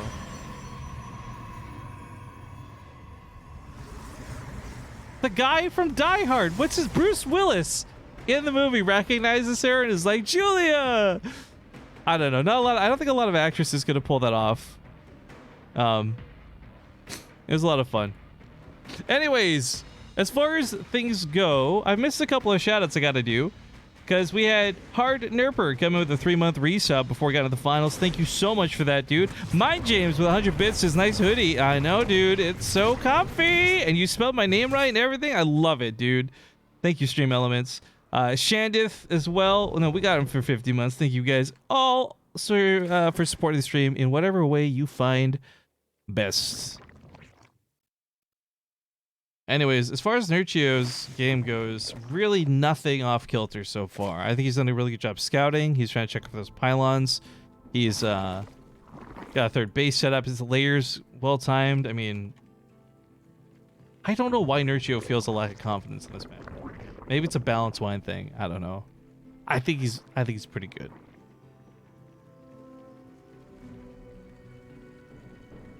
Blazer SCQ says, I cut out Amazon Prime the moment there was no ad-free Twitch anymore. Hey man, you do you.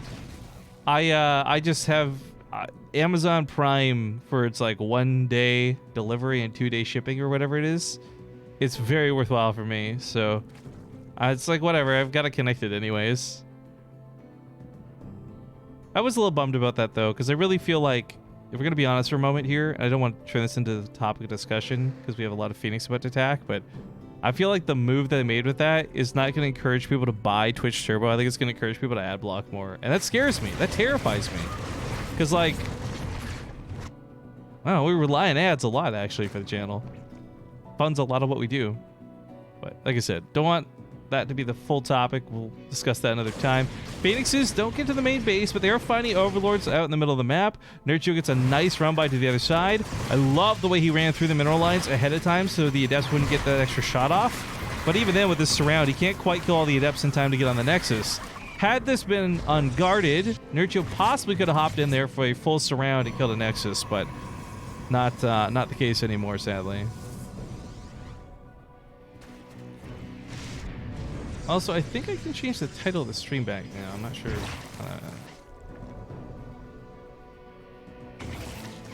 Or was it because I didn't put... Oh, no, guys. It didn't have hashtag sponsored in the title. I think I'm going to have to redo that. So after this game, we're going to redo the trailer thingy. Because I remember reading this thing on Twitter where people didn't put hashtag sponsored in the title. And it, like, got super messed up. So we'll try that again after. Anyways, Nerchio continues to dart around with the Lings. Losing a lot. It's kind of normally negligible, but with the amount of adepts that Showtime's bringing across the map, and they do have resonating glaives, let's highlight that. Combined with these Phoenix, I feel like Nerchio's about to lose like 2 whole mineral lines. The Queens are over here defending. There's double Spore Crawlers, but that's not going to help with much. There's no Roaches, it's just Lings, and unfortunately, +1 is not done at the time of this attack commencing. Now, the Lings actually cut off the Adepts over here. This was a really good way to get ahead of the game. He jumps on top of the Adepts, so they are fully surrounded. +1 is now done, but only after the Zerglings are dead. The Queens might clean this up, but Nerchio's taking a lot of drones and losses. Yikes, yikes, and yikes.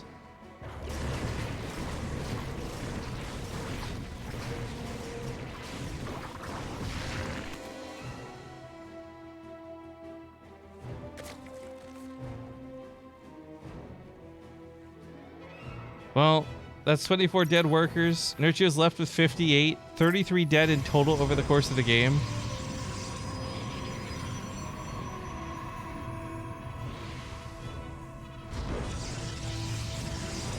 Sorry, I just changed the title of the stream. Go4SC2 Finals. Should be updated again.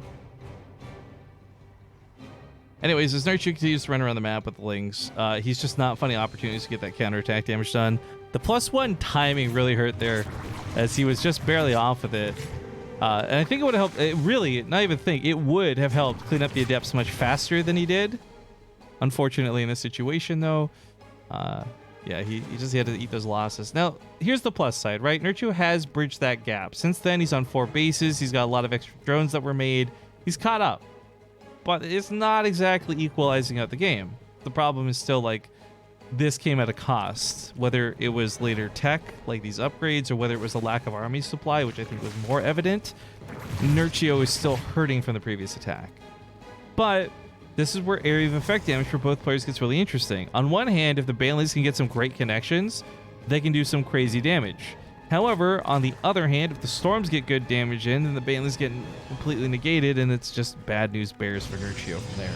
And I think this is that stage of the game where we watch Nerchio get a little bit upset. I'm going to say balance whining a little bit, tentatively.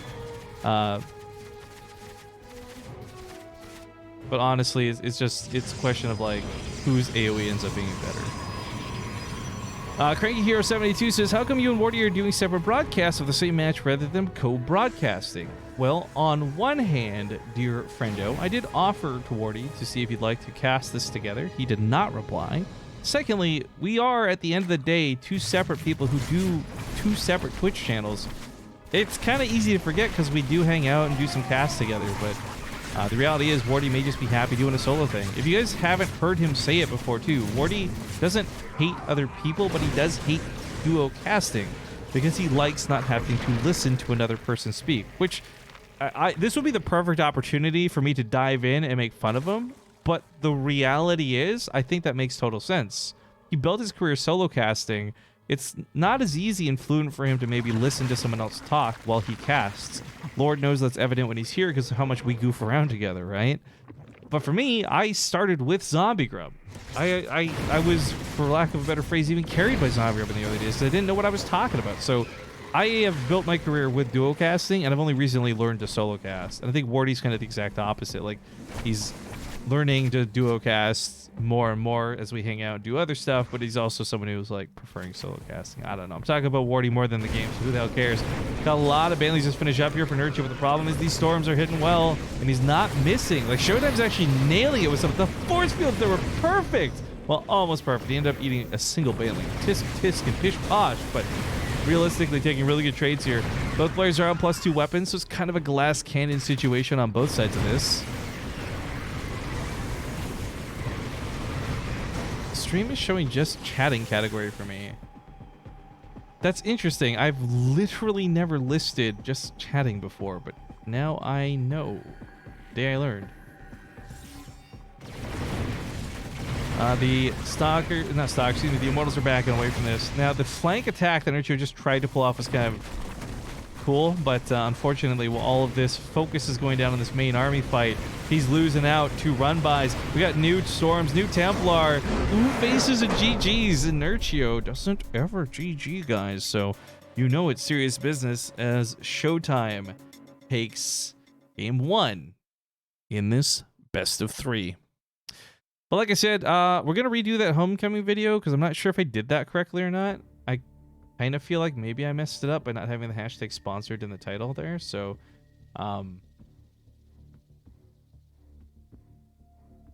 add sponsored, change the title, like 30 seconds. Again, we'll watch this TV spot as we get to the next game of these two players. So thanks guys again for dealing with this, enduring it, and yes. Homecoming is a safe space for you to reflect on your service and think about what comes next. I can't wait to hear your stories and talk to you about where you see yourself in the years to come. Does anyone have any questions I can answer?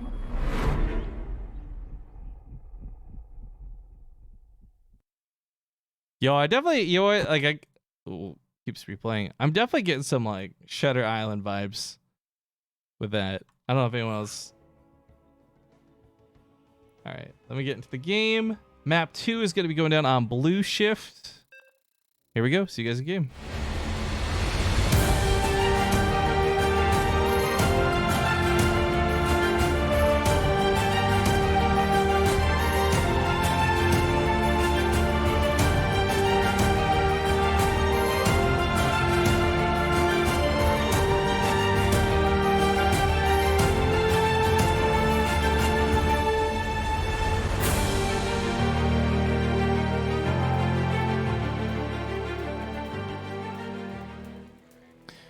All right, ladies and gentlemen, we are getting back into it. Map numero dos in this best of 3. Spawning here in the upper right. He's down 1 game at the moment. We got the red Zerg. It's Nurchio.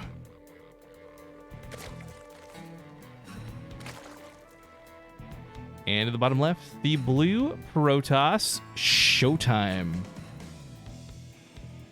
Their Showtime, as we said, is up 1-0 presently. It's a best of 3 finals instead of a best of... Cool, I just lost my Twitch chat. What just happened there? 10 out of 10. Lost it. Great. It's a best of 3 because the players wanted it. It was more like Nurchio was just upset, thinking he'd go into this losing, didn't want to waste a lot of time playing for nothing, etc., etc. So here we are, and I don't know. I feel like the lack of confidence out of Nurchio feels undeserving, but watching that last game, it wasn't like I felt Nurchio played that really badly. I just felt Showtime played that very well. The storms were on point. The force fields were exactly where they needed to be. Like, Showtime definitely deserved that first game victory. Now, Nurchio's done a bit of a cheeky strategy here for game 2. You'll notice he doesn't do the hatchery in the main base as we've seen him do in previous games, but instead he does the hatchery in the natural base. And this is something where you're trying to either bait Showtime into overreacting, or you just go for a quick cancel after making him waste a bunch of money. The magic number to do this, by the way, 7. If you don't build a Zilla, it's 7 probes to kill this hatchery. But even if you do this, like, the problem is you'll typically have the evolution chamber built afterwards, right? The build cancel here, plop. Come on, plop. Wait for the plop. Flippity ploppity plop. There we go. To just buy more time. Everything Nurchio is doing right now is just to waste time so that Showtime can't build a natural base at a reasonable time. Showtime has also admittedly messed up Nurchio's build a little bit, but Nurchio just kind of skips past and goes to a third. And he's actually a player who's done this more than anyone else I can think of, where there was a period of time in CVP, he would see a probe and he wouldn't even waste a second doing that whole ring around the rosy bullshit. He would just go straight to the third base. So he's definitely not uncomfortable in this position. He's been here many times before, but still not a great spot to be in. And, granted, he wasted a lot of Showtime's time. Whoops. Ooh, don't talk in observer chat, Rifkin. And the income kind of got a little bumped up there with all the probes off mining, but of course they go back to mining, starts catching up, and the game plays out from here. Nurchio, not going to get the adept, but he should be able to kill that pylon. No problem, and take his third. Reasonably easy.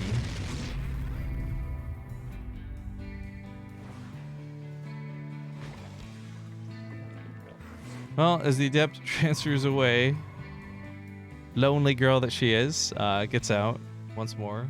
Showtime really just losing canceled things at this point. Nothing really important.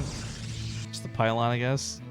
The drones transfer down to the south, and we'll see that income start ramping up here pretty quick. Last game, I think part of what really bamboozled Nurchio, for lack of a better phrase, was the two-pronged attack. Like, the Phoenix coming in or the Adepts coming in typically come down in one really big cluster, and you're not splitting your attention. The fact that Showtime went in 2 different directions with that, I think, is what really tore Nurchio apart. And I'm worried that it may happen again. Because for me, that's as simple as just splitting your units for a flank, right? Except in a much bigger, higher stake quantity. Either way, you know what, guys? I was going to say really quick. I am really glad they chose to make this a best of 3. I'm starting to lose my second wind at this point. I know it was a short cast today. But, oof. Your boy Rifkin's going to sleep as soon as this is done. I guess, in a weird, inadvertent way, it's going to help me flip my sleep schedule around for when I got to fly, but... I'm so nervous about long flights, guys. I remember not caring the first time, and then I don't know what it is. The idea of like a 10-hour flight to like another continent, it's kind of scary. I don't know. Either way, Home Story Cup jitters setting in because you know they're real. This might also be, by the way, my last cast. I'm unsure if I can do the Alima League or not because I have to go check my flight time. I don't remember when it was booked for.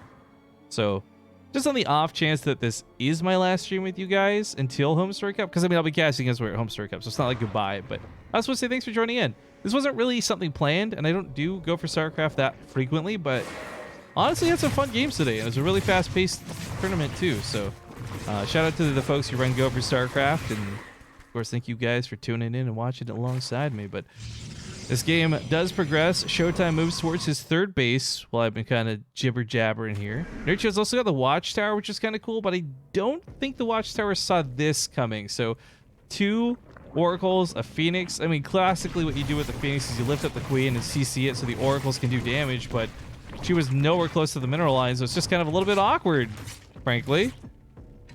shoot away, though. Gets 4 kills. He also got Scout on the Hydrolist then, too. So he knows what's coming out of Nurtrio. Unless he mistook that for a Roach Warden for some weird reason, which he really has no reason, no business doing. But the lair was placed down at the 3rd base, funny enough, this game. Interesting.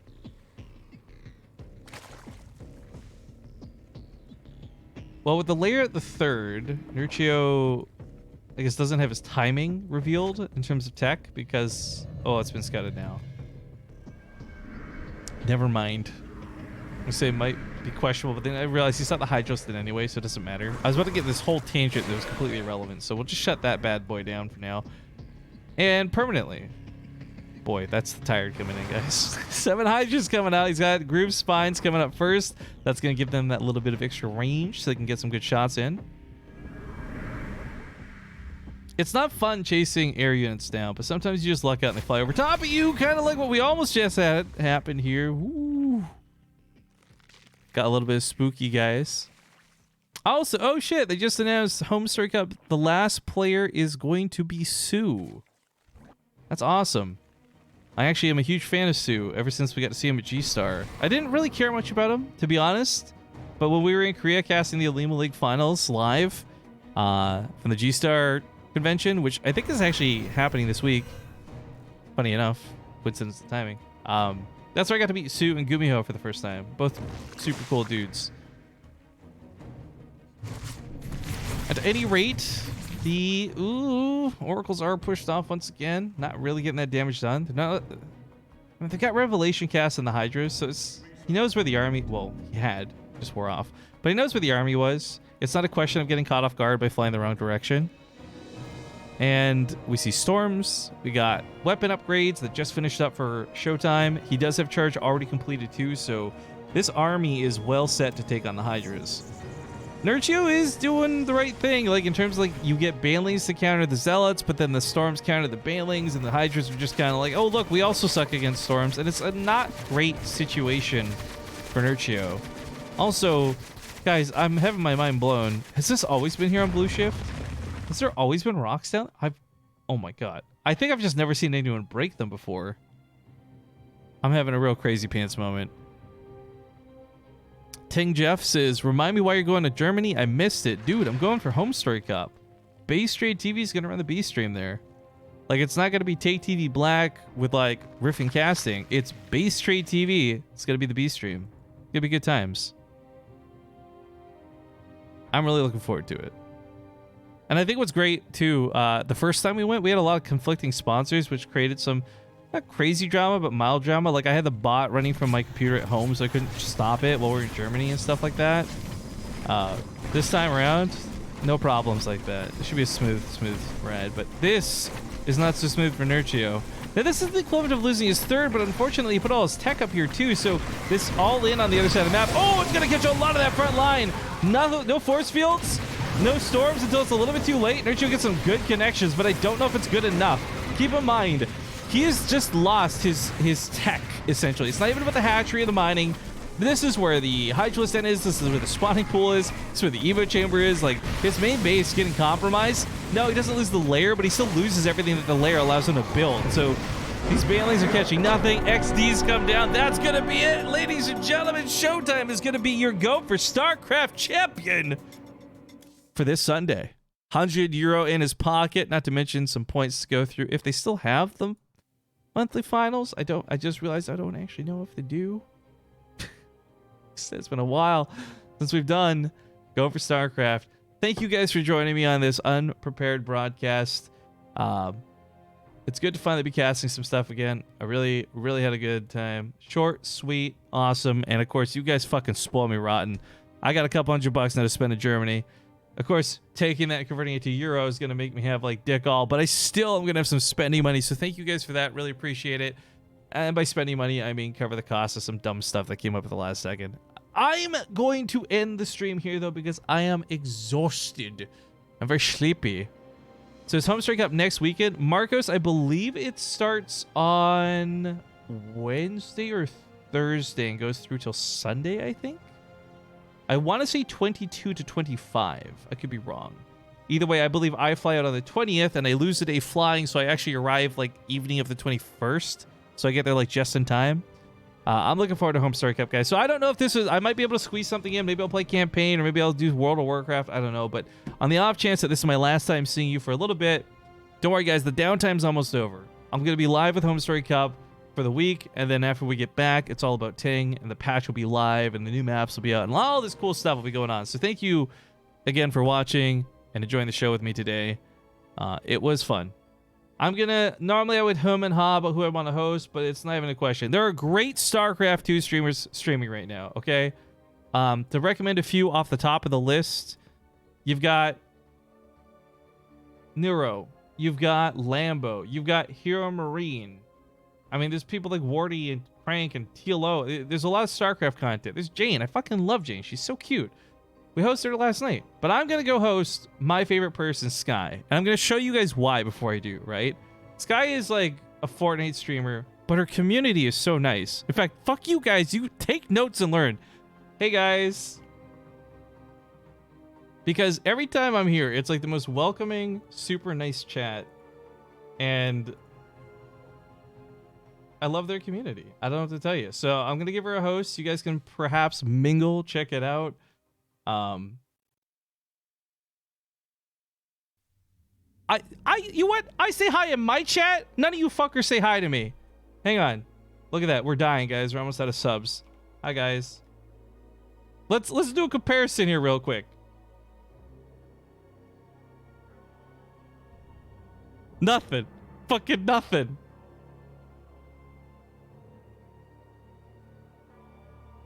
These guys are so nice. So, I'm gonna go raid Sky. She's really cool. I hope you like her. She's one of my favorite streamers at the moment, but of course, I'm like a flavor of the week person, and that changes on a whim. But take care, and I'll see you guys. Have a good one.